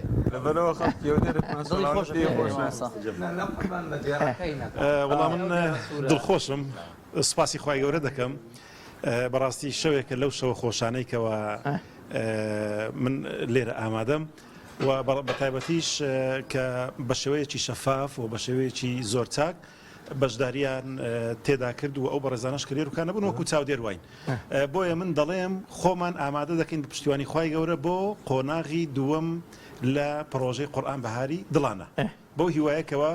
بەشدار بوو ئەو بەڕێزانە تاکیدیشان کردەوە کە ئەوانیش کەوا بەڕاستی خێرخوازان بەقیلمانەوە بێن ئەم بەڕێزەی خەڵاتێکی وەرنەگرتووە بۆیە دووبارە پیرۆزبایی لێ یەکەین خی گەورە بیکاتە مای خێر ئینشاءڵڵا تایتڵە سوورەش چاکە ئەو ئۆتۆمبیلی قورئان بنووسن براوەی خەڵاتی پرۆژەی قورئان بەهاری دڵان حتمما نەینووسن زۆر باشە بە پەلەیە بە پەلەی بە پەلە بینووسن بە ئەو بەڕێزانە هەر جۆرە تعبیرێکە بێ کێشە نییە گرنگەوەیە بێگەرد خان بزانێ بێگەرد مەخدید عومەر کە بۆ تا خاوەنی گەورەترین خەڵاتی ئەم پێشبڕکێیە ئێمە دووبارە پیرۆزبایی لێ یەکەین بەڕێزان لایەن یاساییش تەمەنی یاسایی تێپەڕاندووە کە دانا ئاماژەی پێدا تەمەنی 26 ساڵە وەکو لایەن یاسایەکەش کە جەناب دامەژێت گەنجی شەسوودی لێ وەرەگرێ خی گەورە موفقیان کەوت دەست جەنابشتان خۆش بێ پیرۆزباییمان هەیە دووبارە بەڕێزان مامۆستا ئەگەر کۆتا قسەت هەبێ والله هەرگی ئەو سیارەیانی ئەگەر زیاتر تاکیدی معلومات و شتەکەی بکرێت چونکەنەوەک مەسا هەڵەیە خەلە لە شتێک نەبێ حتمما تاکی دەکرێتەوە تاکیدیشمان کردەوە من دووبارە سپاسی جەنابتانەکەم کە تەشریفتان هێناوە ماندوو بوون بەڕاستی وەسپاسی ئەو بەڕێزانەکەم کە ماندوو بوون لە هەموو چین و توێژەکان بە تایبەتی لەم پەخشە ڕاستەوە خۆیان لە برانی کۆنتترۆڵ لە کەناڵی ئاسمانی پەیام کاک عادل و تیمەکەی کاک خالید و ماسە سەلار و کاکارزان و کامێرەمان و ستافەکەیان هەر هەمویان زۆر سپاسیانەکەین برانی کۆنتترۆل لە خوارەوە هەر هەمویان ئەوانەی کە لە ستافە جیاوازەکان لەگەڵمان ئاماندوو بوون سوپاسێکی تایبەتیان فەرموو. بسم الله الرحمن الرحیم. من بینەرانی خۆشەویست ئەوانەی بینەرمان بوون تا ئەم کاتە درەنگە سوپاسی هەمویانەکەم ئەوە سوپاسی کەناڵی بانگەواز و پەیام و کۆمەڵ و هەر کەناڵێکی تر کە ئەم پەخشەی بڵاو کردووەتەوە پەیج بێ هەرچی بێ ئێمە سوپاسیانکەن بە تایبەتی ئەم دوو کەناڵەکە زۆر عزیێتیان کێشاوە لە سەرەتای پرۆسەکەەوە تا ئێستا لەگەڵ ئێمە و بە تایبەتیش ئەم کۆمەڵە برا تا ئەم درەنگانە لەگەڵ ئێمە بوون ئەم میوانە بەڕێزانە خی گەورە پاداشیان باتەوە خی گەورە نمونیان زۆرکە خی گەورە یارمەتیان بدا ئەمە بخاتە زەخیرەی قیامەتیان و لە عملی سالیحات و لە نامی ئەعمالیانە بۆیان بنووسێ جارێکی تر